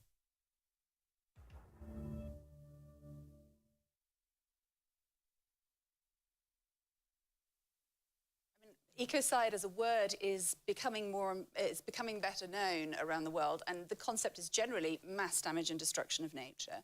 But legally speaking, what our organisation and other collaborators aim to do is to have this recognised legally as a serious crime. Because one of the issues that sort of pervades all of this discussion is that we have a kind of cultural, very ingrained habit of not taking damage to nature as seriously as we take damage to people and property. And that, I mean, you know, if you're campaigning for human rights, at least you know mass murder, torture, all of these things are serious crimes. But there's no equivalent in the environmental space. And so, you know, unlike an international crime like genocide that involves a specific intent, with ecocide, what we see is actually what people are trying to do, what businesses are trying to do is make money, is farm, is fish, is do all of these things that are you're ecocide if you're a farmer. As well. But what's missing is the awareness and the conscience around the side effects, around the collateral damage that happens with that. But legally speaking, what our organisation and you can kill it wherever collaborators aim to do is to have this recognised legally as a serious crime. Go fuck yourself. Totally go fuck yourself. Okay, so we see the German farmers. We're seeing the European farmers coming together. They're fighting back on, pasta. They're fighting back because they're being called genocide or ecociders, right? If you grow anything, then you're killing the planet. So there's no new plan, right? It's the same plan. It's just reinforcing that plan, reintroducing that plan, remembering that plan. That's what's going on right now. You know what I'm saying? They're testing waters. There's been pushback all around. I think a lot of people, too, not only in the States, but like you said, in Europe, you can see the protest that's going on. It was never about going green and getting the environment better. You know, that's not what the Fourth Industrial Revolution was about. That was about making sure they put all these protocols in place, making it impossible for the small farmer to exist, while the big farmers and the big corporations, the big ones, they grab everything. So you'll have nothing and like it. You know what I'm saying? So this is just more of the same right now. They're testing the waters this World Economic Forum is all about testing the waters for everybody, even like the donkeys like Javier Milei from Argentina, who the libertarians are fawning over, even though he exited out of BRICS and is pretty much just reinsured that he's a cuck of the Fed. Which I have this book over here. It's the bear from Jekyll Island, right? Yeah. This is the kids' rendition. This is the kids' version of the creature from Jekyll Island. Yeah. I figured since I see all these libertarians just, drooling over this guy, yet him going there, yet him being a cuck to the Fed, I figured I'd get the kids' book so I can explain to you that he's really not a libertarian. Also, too, as well, I think it really, it drives home the fact that when you have a social welfare state like Argentina, you can't pull the plug like he's doing right now. People are digging out of trash cans. It's getting worse over there. They're starting to get in the streets in Argentina. It's not going to be a good thing. So there's a lot of lessons to be learned. And a lot of these people are showing up in Davos right now. And listen, I don't hold it against anybody who goes to Davos, right? For instance, I did have an issue with, Lula, with his ties to the WHO and ties to when it comes to the shot. But I think Lula's done so much more for his people than Javier has done out of the gate right off the bat when it comes to Brazil. Yes. But I have to understand, and a lot of people have to understand, that a lot of these world leaders, they have to sometimes go to the World Economic Forum because they want access to power. But you have to listen to what they're saying over there. You have to pay attention when they go, what they're going to do. Javier seems more of like a puppet than, Lula just seemed like he was just playing the game to appease people so he wouldn't get cooed or thrown in jail again, the way he was unjustly cooed and thrown in jail before. Yeah. Well, he had to condemn those socialists. So that's what he was there to do, Javier, right? So, right. Yeah, we saw him on the plane being prompted. Why are you going? Well, I'm going there to fight back against the socialists who are taking over. The socialists are not taking over. The bankers are taking over, and that's exactly who he's turning his country over to. Is the big banks, the reserves for sure. So, have you heard of Disease X yet? They're talking about Disease X in Davos, and I love this tweet. Oh, Somebody no. says, Davos is Disease X. Absolutely, they are Disease X. Is that the Twitter disease? No, okay, so this is a new one that the World Health Organization is using as a placeholder for the next big pandemic. They came out this week and they said, Disease X is coming. It's going to have a kill rate as the Spanish flu. It has, 100% kill rate, this, that. And people are like, okay, well, what the fuck is Disease X? And they're like, well, we don't know. Whatever it is, we'll just put it in there, And then at the same time, we hear that over in China, they did a little weaponization of coronavirus and came up with a 100% deadly strain. And so, there's a lot of people speculating that there will be a new disease rolled out for the election. What do you think? Well, I don't know if it's going to be for the election, but at any time they're holding it in their chambers, right? It's one of their tools. They could be. I still think it's like what you would with the last guest speaker from the Davos that you played was speaking. I still feel they can go to some type of climate catastrophe to really hunker everybody down. So they have all these bullets in their chamber. So it can be anything at any time. And I think we just got to pay attention to all of them to call bullshit on them. But the thing that's just driving me crazy is the same people who destroyed this planet, who put us in these potential wars, who screwed up everything in our country and across the globe. They're still in charge telling us what to do. That's the thing that just drives me crazy over here. When are we going to grab the pitchforks? When is it time? Let's go already. I don't know. People are so busy trying to survive, especially when eggs are $8.50 a dozen, and prices are going up, rents up, car prices are up. Biden likes to blow smoke up our asses and tell us that prices are coming down, but inflation is still rising. If you're working poor, these things. So I don't condemn people for not picking up the pitchfork. I just condemn them because they we need them. We definitely need them, but I get why people don't, I was living in that survival mode. You know what today is? Today is my youngest daughter's birthday, 29 years old. So 29 years ago, I was busy having kids, raising kids. I wasn't paying attention to what was going on globally or, politically. I was too busy trying to survive, and I listened to the mainstream news. Okay, Clinton's going to make it better for us, that type of thing. So I don't condemn people for being where I was so many years ago. Absolutely not. I don't. I brought a Fee says. We got a Fee says. Fee says. Fee says and Pasta says are always on the deck. We had one yesterday from you, of course. Anytime you guys tweet something out, I'm out there promoting it for you. So Fee says, Anthony Blinken speaking at the WEF, here's what I'm hearing from the Middle East, from virtually every country. I want the United States to be involved. Hilarious, because people know the U.S. is why there's a potential World War III brewing. Absolutely, Fee. Go ahead, Oz. Hit play.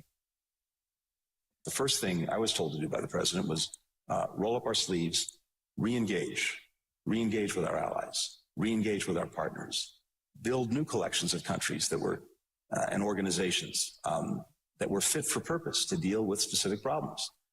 And I think we've done that in such a way that on some of the really big issues of the day, whether it's how to deal with China, how to deal with Russia, we have more convergence than we've had at any time in recent memory between us, key partners throughout Europe, throughout Asia, and even in other parts of the world about how to manage this problem. So that's position of strength. Second, in areas like the Middle East, where we have this profound and in many ways gut-wrenching challenge right now, here's what I'm hearing. I'm hearing from virtually every country, they want the United States. They want us present. They want us at the table. They want us leading. Oh, God. Go ahead, Pasta. Take it. I don't know. I feel like I want to hear what Oz has got to say about that one. I think if there's ever a toss for Oz to come in, he almost fell off the chair after he played that one. So did I. And it's just ridiculous that Anthony Blinken would say something like that.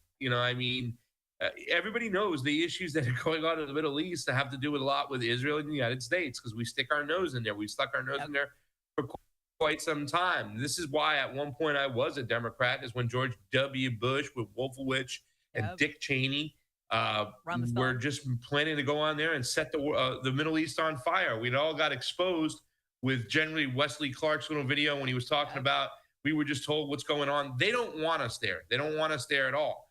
Wherever we're at in any part of the globe. Now, I can tell you, I can speak specifically when it comes to Latin America, because I went down there, and the number one issue that comes to mind, what people say they want when you talk to them, whether this is Latin America, whether they're on either side of the aisle, is national sovereignty.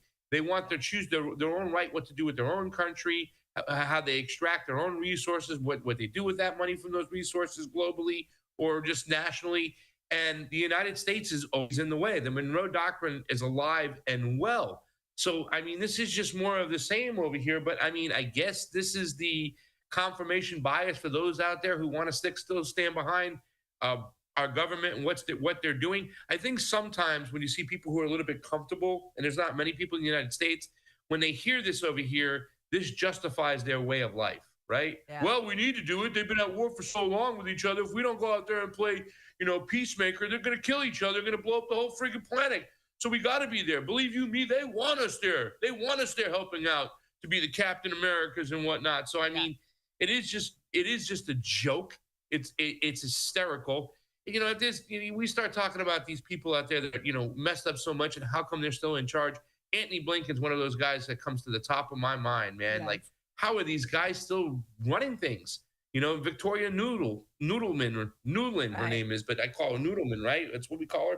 I mean, how are these people still in charge? Well, we know how Blinken's still in charge. Don't go away. Well, Blinken's still in charge because of who his daddy was, his stepdaddy was, right? I mean, he had the ultimate ties to Israel. We know these things because of the amazing work of Whitney Webb, right? She's been putting it out there forever for us. And he's, Antony's not the only one. She's been burned into the ground. Of course, she's been screaming at us about a couple of different names. Jamie Dimon, whatever you want to call him, is one of those. And, of course, Peter Thiel. Like, she's like, come on, people, wake up. See these people for who they are. So wouldn't you know, guess who showed up at Davos? It would be Jamie Dimon. And, of course, CNBC had to have him on. And I thought we'd switch gears a little bit. Let's talk the election because, of course, we had the Iowa caucus this week and all the shittery that came with that. So let's hear what Jamie has to say about the U.S. election and Donald Trump. People are growing. They're hungry to grow. They're innovating. It's everywhere. It's not just Silicon Valley. So we've got this great hand. But when people say MAGA, they're actually looking at people voting for Trump. And they think they're voting, and they're basically scapegoating them that you are like him. But I don't think they're voting for Trump because of his family values. Now, if you look, just take a step back, be honest. He was kind of right about NATO, kind of right about immigration. Mm-hmm. He grew the economy quite well. Tax reform worked. Mm-hmm. He was right about some of China. I don't like what he did. No, I said China virus. Yeah, I understand. He may have been right. And I don't like how he said things about Mexico. But he wasn't wrong about some of these critical issues. And that's why they're voting for him. And I think people should be a little more respectful of our fellow citizens. And when you guys have people up here, you should always ask the why. Not like it's a binary thing. You're supporting Trump, you're not supporting Trump. Why are you supporting Trump? It's hard to hate 75 million of your fellow Americans. I agree. And, the Democrats have done a pretty good job with the deplorables, hugging onto their Bibles and their beer and their guns. I mean, really, can we just stop that stuff and actually grow up and treat other people with respect and listen to them a little bit? And I do think the economy will affect, and I think this negative talk about MAGA is going to hurt Biden's election campaign. Okay, so I get the impression that Jamie thinks the economy was better under Trump. That's my take. I don't want to sound like I don't want to get in the habit of supporting Jamie Dimon. I know, right? But what he said there is a lot of truth to it, right? You know what I'm saying? What he said there is a lot of like, hey, he is right. Why are they doing the things they're doing? Listen, I've ramped up just recently with the Iowa caucus, whip your caucus out. Coming around the corner over here, I have kind of amped up my mainstream media watchage, and I've been peeking at it a lot more. And it really does get scary when you do watch channels like MSNBC. I mean, it's not that they just hate Trump; it's that they really do tie a Trump voter together with Donald Trump. And it really is divisive, and it's really about pitting neighbors against each other. Yep. So I do think that Jamie kind of hit a chord over there. He did tell some truth over there. He is kind of full of you-know-what because he's an oligarch himself. He doesn't give a damn about anybody else. And his pocket's all that matters, his wealth. But, I mean, there wasn't a lot of lie there when it came to some of that over there. So, I mean, I do appreciate him saying that. And I do see that because, at the end of the day, I think, I understand why people do like Donald Trump. And I understand why, most of the low-informed voters think that Donald Trump is the real deal. So I think it's about going and talking to people more than anything and not demonizing them. And I do believe it will hurt if they keep this rhetoric up. I do believe it has hurt because they are just giving confirmation bias themselves when you talk about MSNBC and CNN with their Trump hating to the small group of people who are going to just be anti-Trump no matter what, to the point where they can actually support Joe Biden. That's how messed up they are. It's one thing to think Donald Trump is not the real deal and not worthy of our vote, but to think that that Biden is worthy of a vote because Donald Trump is a threat to democracy, you need to get off that glue. It's 2024, time to grow up. Okay, well, speaking of that, the Democrats tweeted out yesterday, the party of the losers, and this is from the Biden-Harris headquarters. And, of course, this is Morning Joe. Mika and Joe have been out there hitting the campaign trail hard for Biden the last 2 weeks. It's revolting in every way. But, they just want to remind you that the Republican Party has lost in 2017, 2018, 2019, 2020, 2021, 2022, and 23. And they are well on their way to losing again in 2024. What do you think about the breakdown of this? We don't have to play this clip because screw these guys. But well, it's what they say. The losing. They have control of the Congress now, right? Of the House, so they didn't technically lose there. You know what I'm saying? And that flipped when Donald Trump lost that election. And you know what? They're just pushing out there. Once again, they're finding their confirmation bias. They just keep those people who are on their side and give them a reason to go out and vote blue no matter who. So it doesn't surprise me that they're putting it out there. It's really nothing of substance. It's just a general snapshot, and you can tweak these numbers any way you want to, but it doesn't mean much to me. But it is, what do they have, Chanda? They got nothing to really promote or campaign on when it comes to the Democrats and Joe Biden. The Affordable Care Act is saving lives, Pasta. The Affordable Care Act is saving lives. Pelosi did the rounds this week and was making sure that everybody know that prices are down. You can fill your gas tank now, and that's because of Biden and all of the new jobs in the economy. That's Biden, too. They're just selling bullshit lies. It is the most diversified war cabinet you've ever seen in your whole life, so there's diversity and equity, okay? There's diversity and equity. Trans people can bomb brown children, too, man.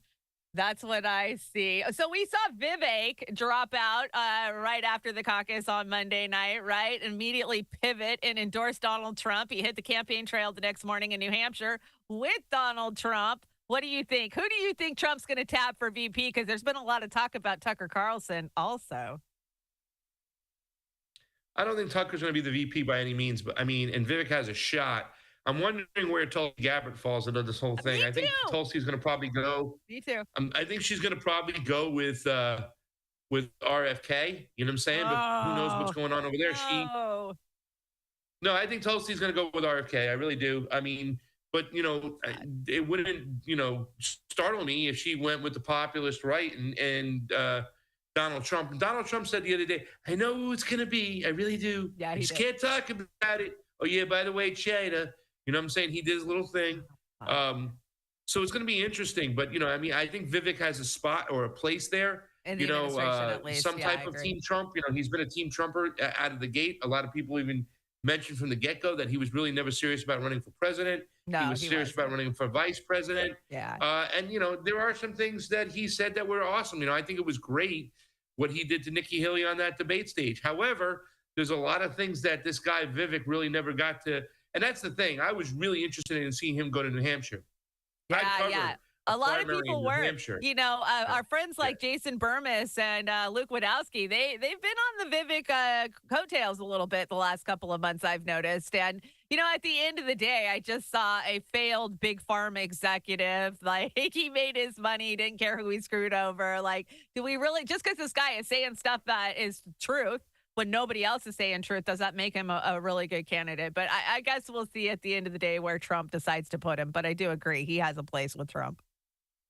You know, it's interesting, Chanda, because like I said, I've covered a campaign. I've covered an election, a primary in New Hampshire. And it's a lot different than any other state. You got to get into the barbershops, the diners. You're up close and personal. There's nowhere to run. There's nowhere to hide. I've always said that the whole thing about Vivek across the board is he's never really gotten any serious challenge or pushback. Yeah. He's had a lot of softball interviews. He's had a lot of chances to spread his rhetoric without any pushback. I mean, so much to the point where I was like, let's get on a plane and let's get on over to New Hampshire so we can get a microphone in this guy's face over here. Yeah. I'd still like to know about his stances when it comes to COVID, because he's made tweets before. And this is something I'd like to know from Donald Trump. When they go China virus and, you know, Vivek makes a tweet blaming China completely for the COVID virus, the COVID-19 virus, is he saying that the United States had no play, had no responsibility when it came to COVID, that it was strictly going to blame the Chinese CCP? And, you know, Vivek, who worked in Big Pharma, right? He knows better. He knows about Ralph Burrick. He knows about EcoHealth Alliance. He knows about bioweapons testing. You know, even Steve Bannon has admitted that, you know, China didn't act alone, that the American intelligence apparatus was a part of this whole COVID-19 situation. So I'd like to ask those guys that question. And that's the thing. Vivek has gotten away with, you know, pretty much every single interview he's gone to, he's brought his ice skates or his roller skates with him, because he's going to skate on through and he's not going to get challenged on a lot of things, especially his anti-China rhetoric, especially blaming the cartels for fentanyl, especially when it comes to, I mean, like, we talk about this all the time. Like, you know, I just want to go ask him, Chanda, hey, I host a show with Chanda-Masta called Tell Him Back. Who's responsible for creating the customers of fentanyl in the United States? And then just shut up and let him try to answer it. You know what I'm saying? Once again, this is something we're not talking about the United States that the populist right is just stuck on. They want to blame the cartels for the fentanyl use, and they don't want to blame who's responsible for creating the customers here in the United States. So it's like, you know, there's so many things that we can talk about with this guy that he's gotten away with, you know, and, you know, he also replacement theory, his thoughts on replacement theory. This guy's gotten away with so much stuff. I was interested in seeing him go to New Hampshire, so we'd have to face the fire, but he's dropping out, and it looks like he's gonna, you know, be untouched when it comes to a lot of issues out there that we really need to push not only Vivek on, but the Trump campaign. The Trump campaign on. Where do they stand on the WHO treaty, right? We saw Trump bend over and take it up the ass during COVID, warp speed, right? I mean, he was right there patting Fauci on the fucking head. So where does he stand on this this potential sovereignty-taking treaty that the WHO is trying to shove down our throats come May, right? You know, we've been talking about this treaty for a long time now. And it's definitely scary. I have seen Vivek get asked one question about transhumanism by Jason Burmis a couple of months ago, which was the best question I've seen asked on the campaign trail by far. And he gave kind of a song and dance bullshit answer to it. It wasn't really, you know, directed at what is the transhumanist movement and what that looks like 10 years down the road for us. And it's going fast, Boston. Think about where we were 10 years ago. Think about where we were 8 years ago. It's been a snap and it's gone. These policies are going to be shoved down our throats, and these are the people that we need to be holding accountable. Talking about that, let's talk about Nikki Haley. Of course, she seems to be the candidate of the machine, right? They really want her in there because, hey, Democrats love her too. Chanda, how awful is it that MSNBC and CNN, the liberal mainstream media, hates Trump so much that they're supporting and pushing Nikki Haley? I know. It is so gross. The cartoon continues. Oh, God, yeah. I brought us a clip, but I don't even think I want to watch it. Oh, it's only 37 seconds long. Okay, let's watch this clip, Oz. All right. I can safely say tonight Iowa made this Republican primary a two-person race. Let's go. We've got some counting to do. 1, 2, 3. A two-person race. Can you count, sucker?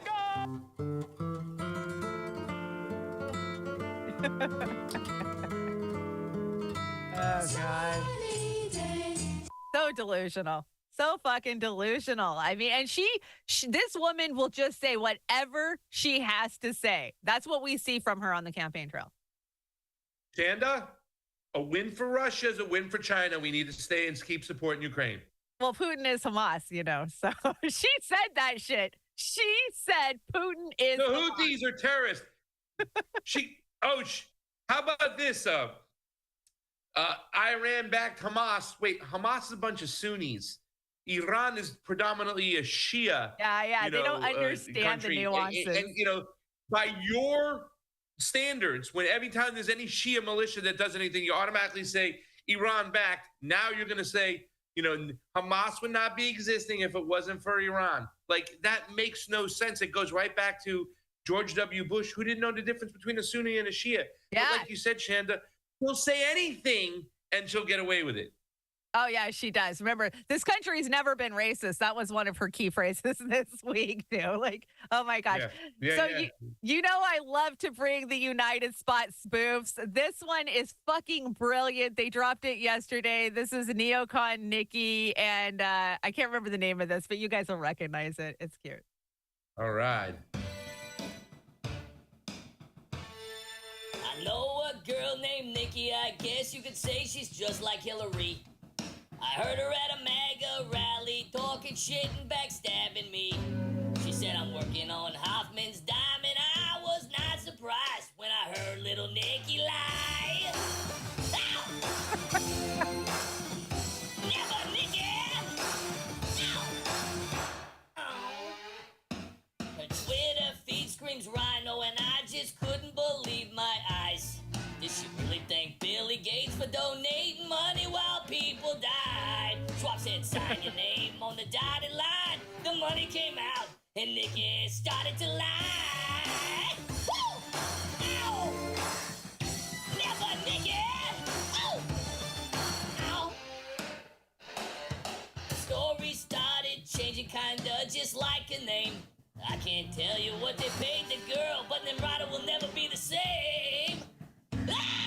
She'll kick you down, she'll make you cry. But she'll never show you how to lie. Never, Nikki. The border is still open, but Nikki doesn't care. She's a warmonger, fraud, a Democrat. She's Mitt Romney with longer hair. She thinks she is gonna win this time. The lie detector said that was a lie. Woo! Never, Nikki! It's all over. Never, Nikki. That's what it was called. You either appreciate United Spot or you don't. Some of you guys do. Some of you don't. Well, Never Nikki is isn't that the sign, the petition, or the organization, or whatever you want to call it, that Rand Paul started when he had a little speech? I'm Never Nikki. And then everybody started just joining the Never Nikki thing. You know, it was really important. I think he pointed out that, you know, she's just an old school Republican establishment hack. You know, Vivek on the campaign trail, when they had all these debates, pointed out the fact that she was broke, and then all of a sudden she just aligned herself with all the defense contractors, jumped on the boards, and now she's a millionaire. Yeah. And what's her plan? What's her selling point? World War III. Hey, if you want World War III, vote for me, Nikki Haley. Yeah, you know, she doesn't have a chance. But of course, the Democrats, they love to pat these people on the head, just like they did with Liz Cheney. You know, like, oh, like, yeah, we can support this. This just goes to prove that it is a unifucking party. There is, you know, across the aisle, it is only one aisle, guys. And how much time you got? I mean, how long you want to hang out? How you doing? Was it about another 17 minutes till top of the hour? Yeah, top of the hour is fine. Okay, what do we got next? Well, let's do Harris. Go ahead and, go up one, Oz. We'll do She's Wasted. Kamala. Let's talk about Kamala. Yeah, she wants to be president.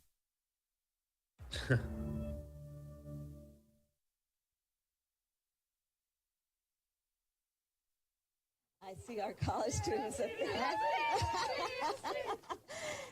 And let me just tell you, I love Gen Z. I don't know if some people, I love Gen Z. So, okay, for the older adults, this is going to be a humbling thing I'm about to share with you. If someone is 18 years old today, they were born in 2005.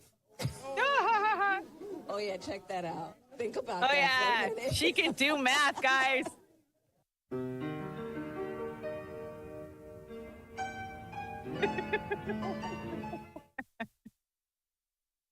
Oh my God, that is your next potential POTUS. What do you think? Do you think Biden's going to keep her on? Do you think Biden's going to keep her on as the VP? Is he going to shake her? Is there going to be a shakeup at the DNC convention? Are we going to have Gavin Newsom or Hillary Clinton nominated for the floor? Come on, Pasta, give us your predictions. Yeah, I believe that Gavin Newsom's going to be nominated on the floor. I think a lot of people feel that for quite some time. Me too.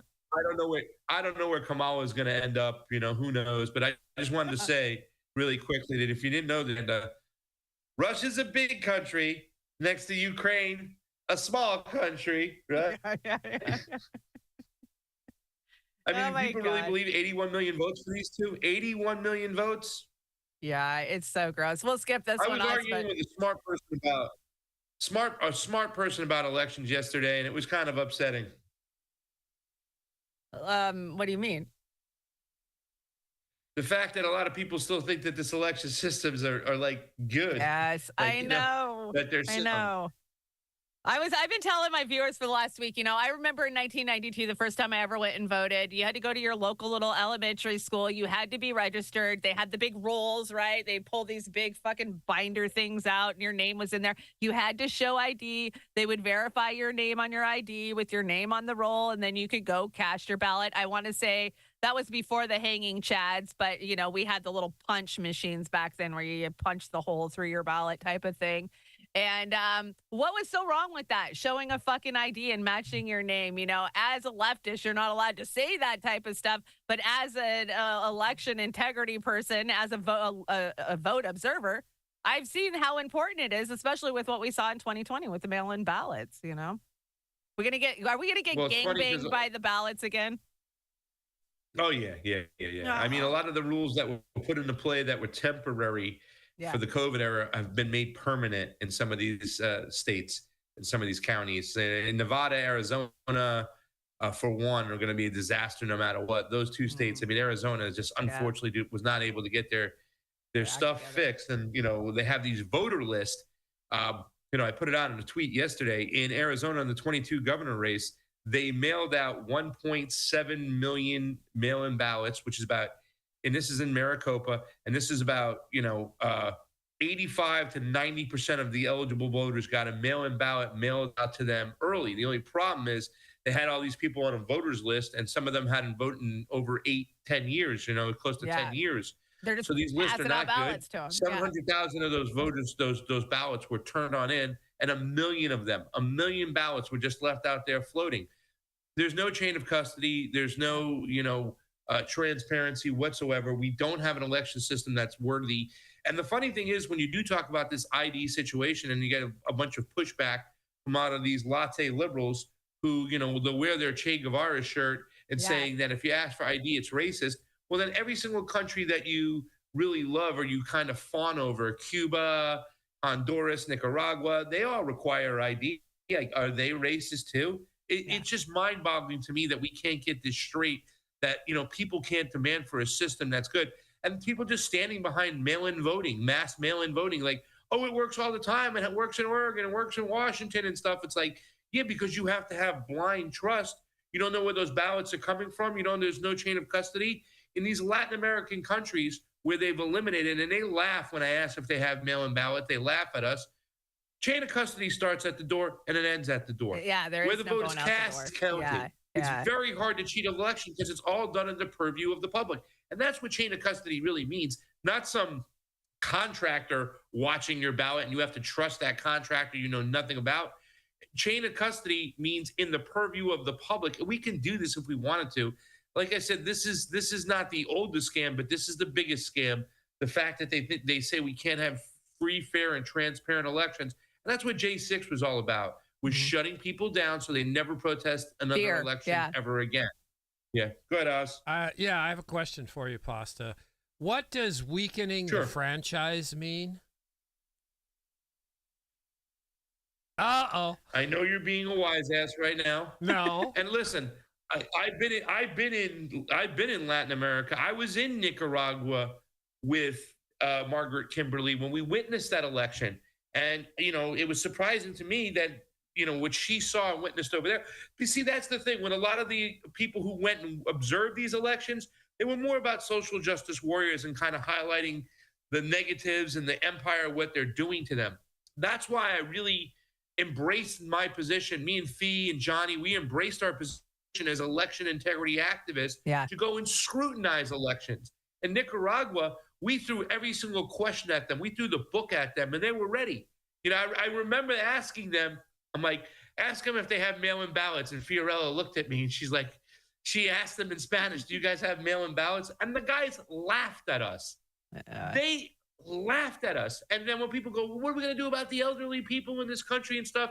Well, the same thing in Nicaragua. If somebody old comes, they just let them cut the line, but they show up to vote. It means that much. You know what I'm saying? So I don't know what weakening the franchise means, but once again, I think in this particular case, it's a lot of people, and I learned this too back in 2020, that a lot of people do not know a lot about the election system. I learned it in 2016. A lot of people that I respect, journalists that I loved, they really don't know a lot about the election system because you have to look into it to understand it. It's like that scene, Oz, in the movie Rounders, when you have all these judges playing cards. These are some of the most brilliant minds in the world. And here comes in, Mikey, and he's showing them and he's telling them, and they're like blown away.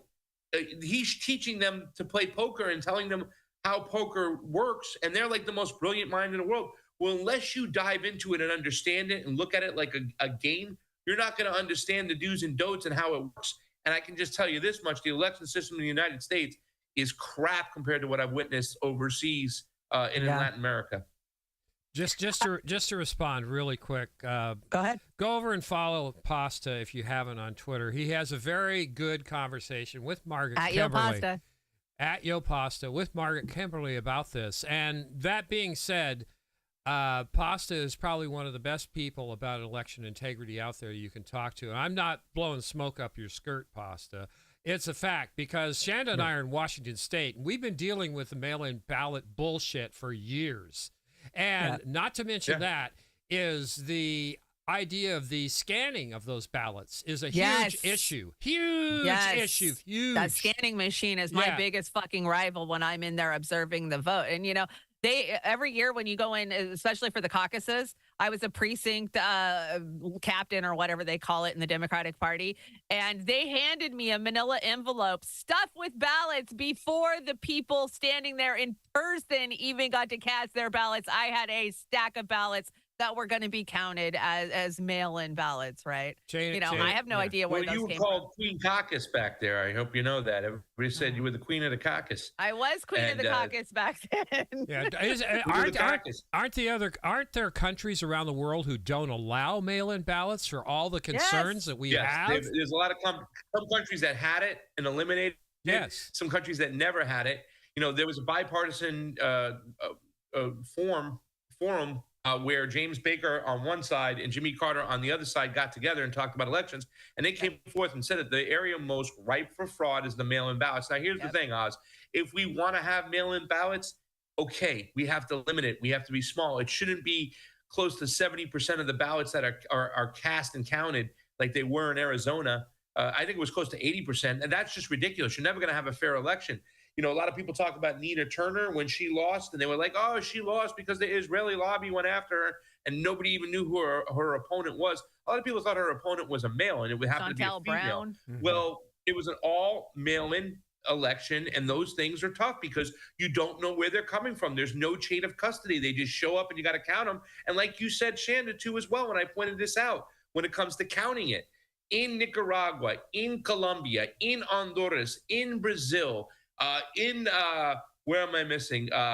Nicaragua. Did I say that country? If I didn't, in Mexico, where the ballot is cast, it's counted right there. So it's done all in front of you.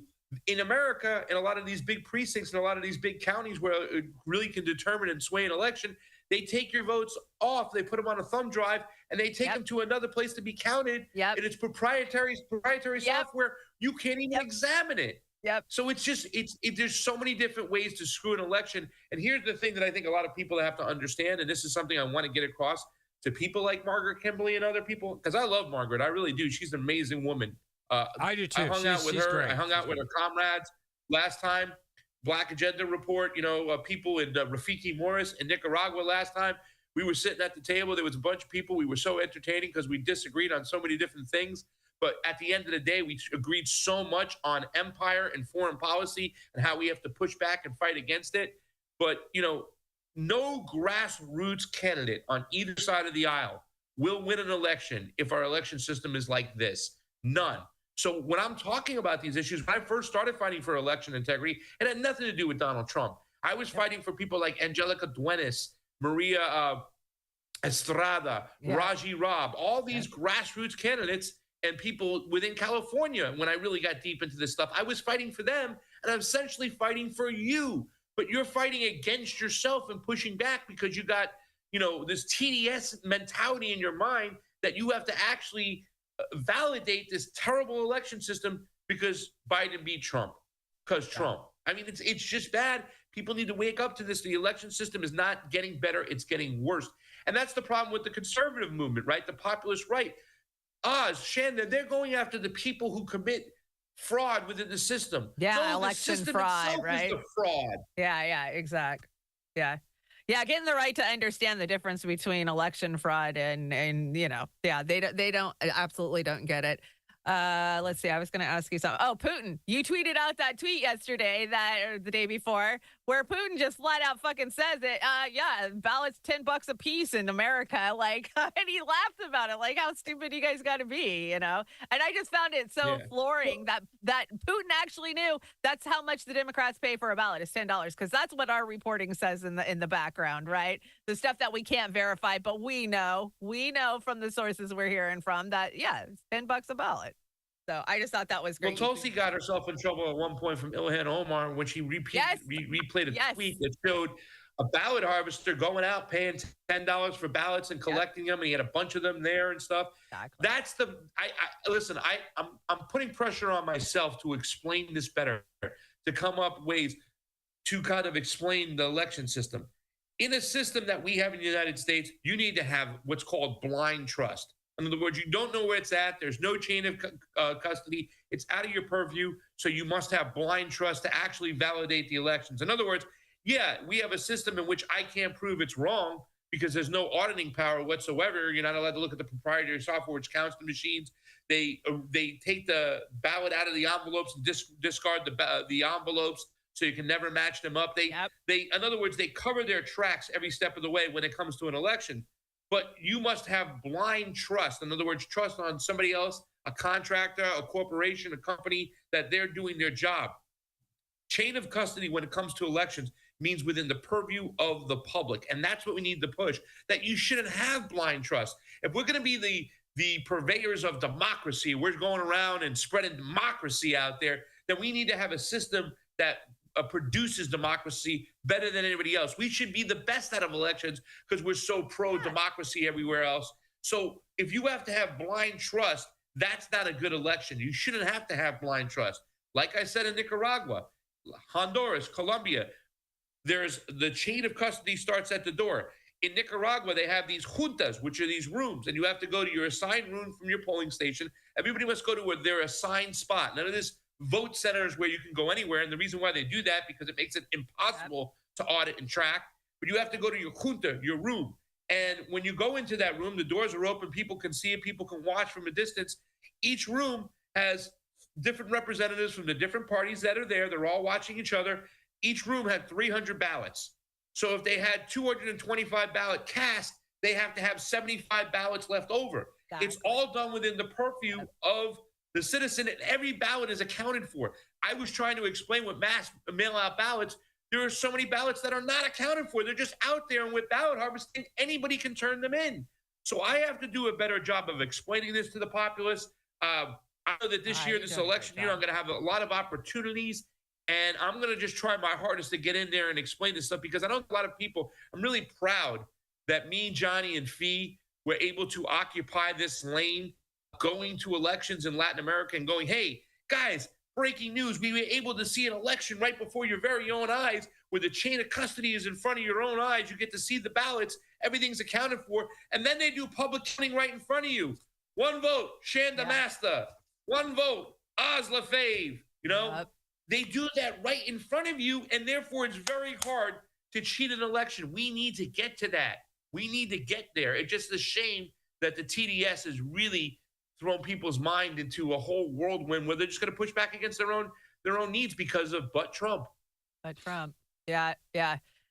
You know, when you hear what Biden and Harris are saying kind of behind closed doors, it makes you wonder if they think they already got it cinched up, right? You know, it's just like, well, we didn't see 2020 coming, so I'm scared that the MAGA crowd's not going to see 2024 coming at them either. Well, we're sitting at the noon spot. You want to give a shout out, tell people where you're going to be, how they can watch you soon, because we've missed you. I'm glad you're back, and I'm so glad you joined me today.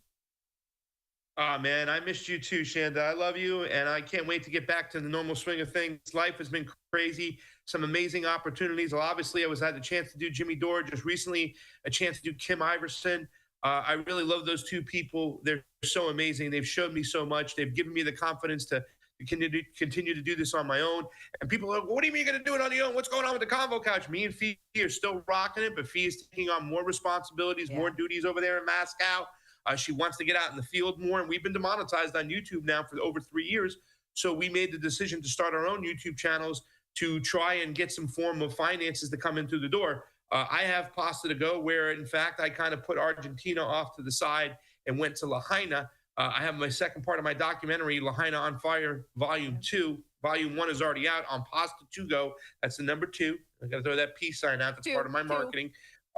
That is my new channel, and you can see a lot of my stuff over there. I'm going to go Tuesdays and Thursdays starting next week at 6 p.m. Eastern, 3 p.m. Pacific, and I got the new look, the new studio, and I'm going to continue to do what I'm going to do. And, you know, it was really hard at the end of last year. I was supposed to do an event with you guys. I was supposed to come out there, talk at the CPI event. I was really looking forward to talking with Garland and Scott and seeing my ladies out there, hanging with you and Amber, and just having a good time. But I physically worked my ass off so much, right? Like I couldn't even walk. I had some breakout in Hawaii, in Maui, the last second trip out there. I literally limped off the plane when I got to Fort Lauderdale and got into an Uber, had to take it to my house, and I slept for the next 2 days. I missed Thanksgiving. I couldn't even participate with my family. I was so run down. And then I had to spend the next month just recovering. That's how much pressure I put on myself. And, you know, there's a lot of pressure right now with this new show to do it and do it right. But I feel like I've done so much and learned so much. And I'm just looking forward to continuing to do this on a regular basis. It's a blessing. It's a privilege. And to be able to talk with you today is also a privilege and fun. And I look forward to doing more stuff with you, Chanda. So that's what I got to do. And big ups to AREM. I love you. And all my other friends out there, Jilly Love, Fred Edward. I mean, Fred. God, Fred's going through it right now. He's watching today. Yeah, healing thoughts out to Fred. Fred's going through it right now. He had some surgery done, and he's having a hard time healing. And so, yeah, love out to Fred Edwards. I don't see him in the chat yet, but Pasta, you look healthy. I'm so glad that you've recovered, you recuperated. We've missed you the last 6 weeks, but we're glad to have you back. And I know all of our peeps out here in the chats are going to be heading over to Pasta to Go next Tuesday and Thursday, which is great because it's opposite of me, so I could actually watch you. So thank you so much for joining me. It's at night, too. It's at night. It's in the evening. Next Tuesday, we're going to do something special for the New Hampshire listen, we went to New Hampshire. We observed election over there too as well. Some of their machines, though, they had like I forgot what it's called, like one of those little SIM cards, and those SIM cards allow that machine to be activated from anywhere else. So it makes it a mobile hotspot. So, I mean, it was Yeah. very interesting because we were following Tulsi Gabbard really sharp in 2020. And the areas where it was hand counted, the small areas in New Hampshire where they hand counted, she was doing good. She was doing around her poll numbers. And the areas that it was machine counted, the machines that you love, those tabulation machines with proprietary software, Yeah. she way underperformed. And it was very suspicious. So that's what we have to deal with now moving forward. Because people are like, I tell people all the time, listen, if nothing has really changed when it comes to the election system, what's going to stop them from cheating him again? They Donald will Trump. cheat him again. I almost want to say that's exactly what's going to happen because the Democrats are such a disaster. They have no policy. And a lot of the Democratic base has been disenfranchised over the last 10 years, 8 years, whatever, under Bernie. So, yeah, I definitely see that coming about. Well, we got Jesse J hanging out in the chat. Hey, Jesse, if you haven't listened to Jesse's new album drop called, what is it, Songs from the Black Site? Is that what it's called? Something like that. But you definitely head over to my Twitter or Dropped Jesse's the other Twitter. night. Yeah, it dropped the other night. It's wonderful. Of course, you had that at your closing of your, what was it, the first Lahaina, the first edition? Yeah. Kings of Colony. Kings of Colony. Awesome song. Awesome song. Awesome. I love it all the way around. Well, thank you so much, Pasta. I'm going to hang out a little bit longer because we need to talk Assange, guys. There's some actions that need to be done. I've got numbers for you to call, so we're going to get to it. Pasta, thank you so much. I love you, and I can't wait to come hang out. We need to do a show about the Fentanyl Care Act because this thing's going to be disastrous for addicted Americans, I'm afraid. So let's do it to hell and back on Let's do it. Good speaking with you guys today. Love you. Love you. Get some rest. Okay, chat. Let Oz re-engineer me, and I think we'll just start at Me Mally, Oz, when you're ready, and then we'll just Me Mally down to Assange, and then we'll get out of here. That was fun. It was so good to talk to Pasta. Pasta and I haven't been on screen in 3 or 4 months together, at least, right? So thanks, Pasta. I love it when my phone rings at night and Pasta says, hey, I'm going to stop by. It was so funny. I pick up the phone and he goes, they're all wearing fucking masks. I'm like, oh, I know. We don't say hello. We just start bitching as soon as we come in. Okay, Meme Alley, guys. These are the memes that were hanging out from yesterday. I thought we'd go through them real fast and then we'll talk about Assange. And I got a banging closer for you guys. Thank you, Oz, so much for engineering for Pasta and I today. And the first meme in Meme Alley is making fun of, yes, that's right, the plug-in cars. Yes, it's plugged in. Now what? We're seeing abandoned Teslas and plug-in smart cars all over the country. Chicago, I mean, with this cold snap, power grids are overstressed, overworked. They're telling you not to drive your car. But hey, we're going to change the whole entire United States to, get rid of combustion engines by 2030 or 2035, depending on where you're at. I don't think that's going to work out too well. What happens when you buy a Stanley Cup, acrylic nails, and lash extensions instead of new tires? I died laughing when I saw this. Oh, my God. We're taking a swipe at the girlies on that one. Oz, I got to ask you this. Your kid in your dad's car, what is he about to make you listen to? Gosh, what would my dad make me listen to? No, it would be my mom. Probably a cassette? It wouldn't have been a cassette. It would have been a cassette. It would have been an 8-track. Yeah, right? It would have been an 8-track. I don't know. Eddie Arnold. That would be. Eddie Arnold. Yeah, Eddie Arnold. My dad would be making me listen to Led Zeppelin, for sure. Or Pink Floyd. I grew up with Led Zeppelin, Pink Floyd. I was a lucky kid. What can I say? Next one says, it's crazy how none of these taste good anymore. It's really not that crazy when you understand that they replaced all of the ingredients that were food-based with, chemicals and poisons. Yeah. It's, honestly, Chanda, you bring this up. When you were talking about the McDonald's deal with the Big Mac, it reminded me of space food sticks. It's just a chemical that's put into a tube, squeezed out in a mold, and colored with an airbrush. And it's just garbage. And all of these things don't even come close to tasting like what they used to. And I know. Yeah, I think I had some of this shit 3 years ago before I got, non-alcoholic liver disease, which this shit probably attributed to. So yeah, that's it, definitely. I used to love me some Little Debbie's. I'm a stoner, man. We used to get stoned and talk about knocking over a Debbie's truck so we'd have a lifetime supply of Little Debbie's. Yeah. I mean, definitely would not do that nowadays. I could relate to this. I need a cycle on my washer that says every article of clothing that I own all at once. Yeah. Sometimes I do that. As if we don't have enough to deal with in 2024, they're back, and that would be stirrup pants, of course. Who doesn't remember those? I like this reface, Oz. This is a great reface you did here. It is. It's beautiful. I read old books because I'd rather learn from those who built civilization than those who tore it down. There you go. Except for, history is wrote by the victors. We know that. Remember when there was when typing was a high school class? I do. My typing teacher's name was Mr. Wood. He was an old hippie from the 60s. Did you take typing, Oz? No, my first computer had a typing assistant. I can't remember what the name of it was. Lucky you, but right? It was one of those weirdo computers that had like some program before 95. Yeah, what'd they call that? Word processing? Yeah, I think they called it word processing back then. Yeah. Yeah, we used to call computers word processing when I was in the school in the late 80s. Let's see. Over 40% of Americans believe dinosaurs and people live together. Don't tell them any different. Just let them think that. Yeah. Okay. There's no point in fighting it. You can't fight it at all. Me, it's about to leave a bench. Person sits next to me. Me waiting a few extra minutes before I leave so I don't hurt that person's feelings. Oh my God, I am such a person like that. Like, I don't want them to get the wrong impression.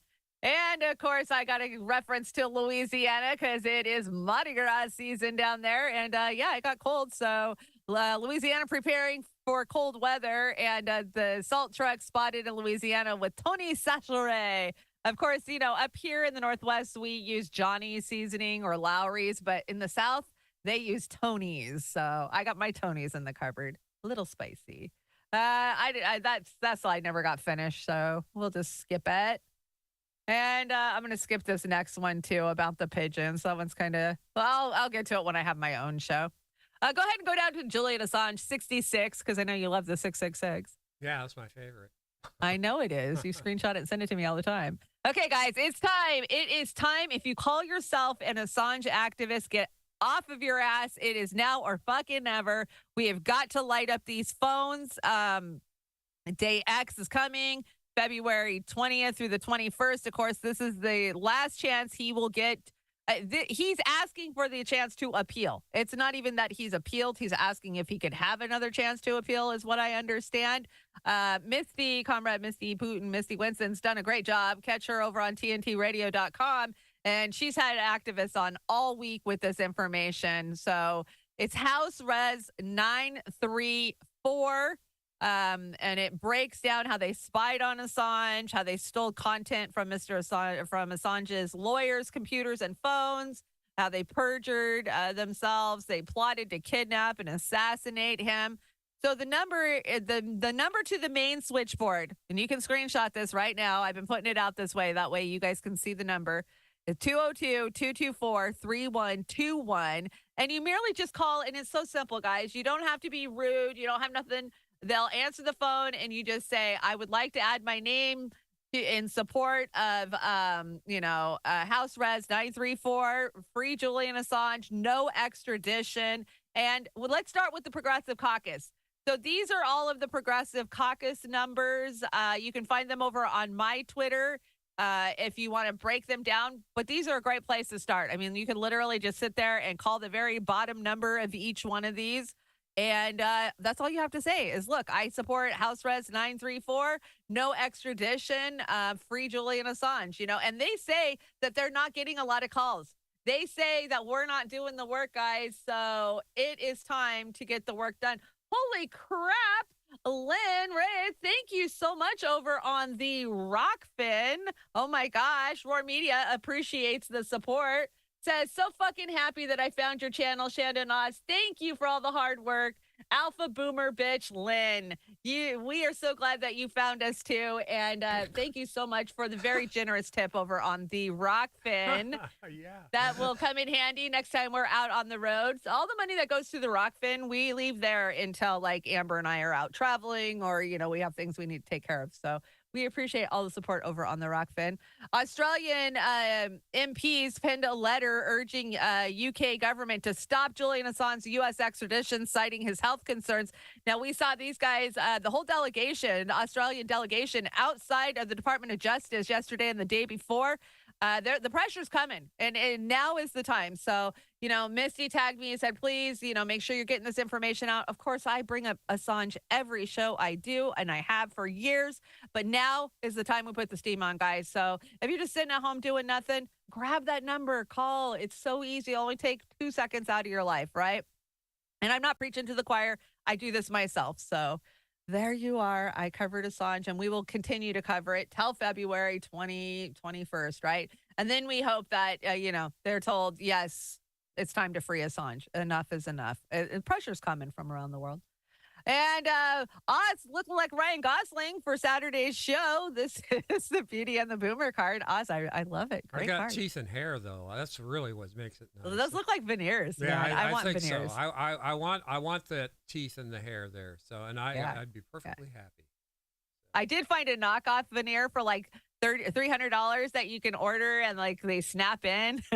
They're the poor man veneers. That's what you I don't need. even have to have any dental work. Give me the address. Exactly. Yeah. Give you that address. I will. I bookmarked it.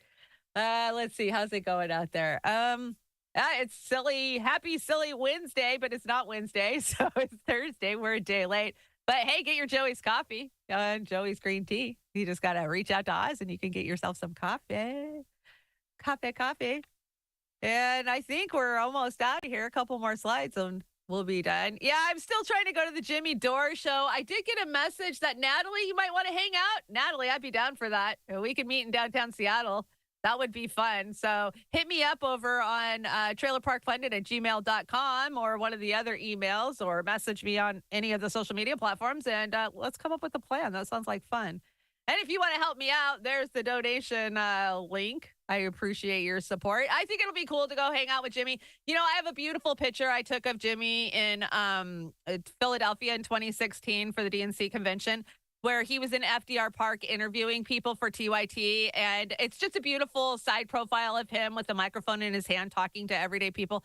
So I would love to kind of blow that up and put it in a frame and take it to him and Steph. So if I get to go, that's my plan. And there you are. Make sure you're checking out Jesse Jet live from the Black Site. Great album. When I engineer my own show, of course, I'll be running his music as our openers. So that way you can hear them all. They're great. And I think that's it. I think we're out of here. Yay. Thank you so much for engineering for me today, Oz. Yesterday, I had my Google slide deck locked up or something. It's the curse. It's the curse. It is the curse. Well, let me shout out my chats real fast before we get out of here. Miss Amber King's hanging out. Go check out Brave New Future. She dropped a Brave New Future, 2 days ago? Yeah, I saw it. It's good. And let's see. Oh, Seattle for Assange will be there. Of course, Seattle for Assange will be at the Jimmy Dore show. That'll be great. Hopefully we'll be tabling because we need to be tabling everywhere. Kate's hanging out over on the Rockfin with Denver and Willie and Lynn and Jim. Hey, Jim, what's up? Much love out to Fred Edwards. Heal up, Fred. Hey, Aram, good to see you. And let's see. Who else is over here? I think I got everybody. Oh, Zoxo Voxo Vix is over there. Good to see you. Dirt Diggler. Hey, what's up? And let's shout out the Rumble. We got Ghost Start hanging over there along with the Halex. I think that's what it is. Thank you for joining us. The Lost 66 is hanging out there too, along with Kate and Huck Flim. Thank you guys so much over on the Rumble. We had good numbers today. Thank you guys for joining me for pasta. I know you guys were just here to see pasta. I'm not hurt about it. It's okay. And our chat has been split today. Half you guys are hanging out at Trailer Park and half you guys are hanging out at Beauty and the Boomer. We love you hanging out anywhere. So thank you so much. And I'm not going to shout it out just because I got too many chats going on, but I love you guys. Thanks for supporting the show. So Oz and I will be back Saturday night, and I got some funny stuff for Saturday show. Yeah, What we're about gonna you, do Oz? some Alanis Morissette outro Ooh. Saturday night. Because So, you ought to know. yeah, you ought to know it. You ought to know You it. ought to know. I feel like there's something else I was supposed to say, but I can't remember what it is You'll now. remember in So about it's 5 minutes, snowing. yeah. It's snowing again. It's been snowing all morning. And now they just said 3 more inches on the bottom of my computer. So yay, I'm still snowed in. But hey, good news. I got nicotine after my meltdown yesterday. I had to go get some vape juice. And make sure you join in the Discord. If you love our chats, you love hanging out with these people, get your ass over to the Trailer Park Discord and you'll have access to people all day long. You won't have to wait for the show to see your friends and hang out. And yeah, like I said, it's getting a little racy over there. Kate turned it into an OnlyFans. Oh, yeah. Oh, Kate. Kate, you're so beautifully wild. I love it. Okay, I got a great closer for us. It's Running Through the Jungle, a little CCR. I love CCR, of course, because I lived in the Bayou for a long time, but CCR songs are so short that I never really bring them because they're like normally like 2 minutes. You know, there's a thing in the 60s where they had really short songs. I don't know what that was, but maybe it was an airtime play thing for the radio. But this is a great cover. These guys kill it. The bootleg Creedence, big band sound, and this is Run Through the Jungle. Oz, thank you so much for engineering, bringing me in today. You guys have a great day, and remember, you're always welcome at the trailer park.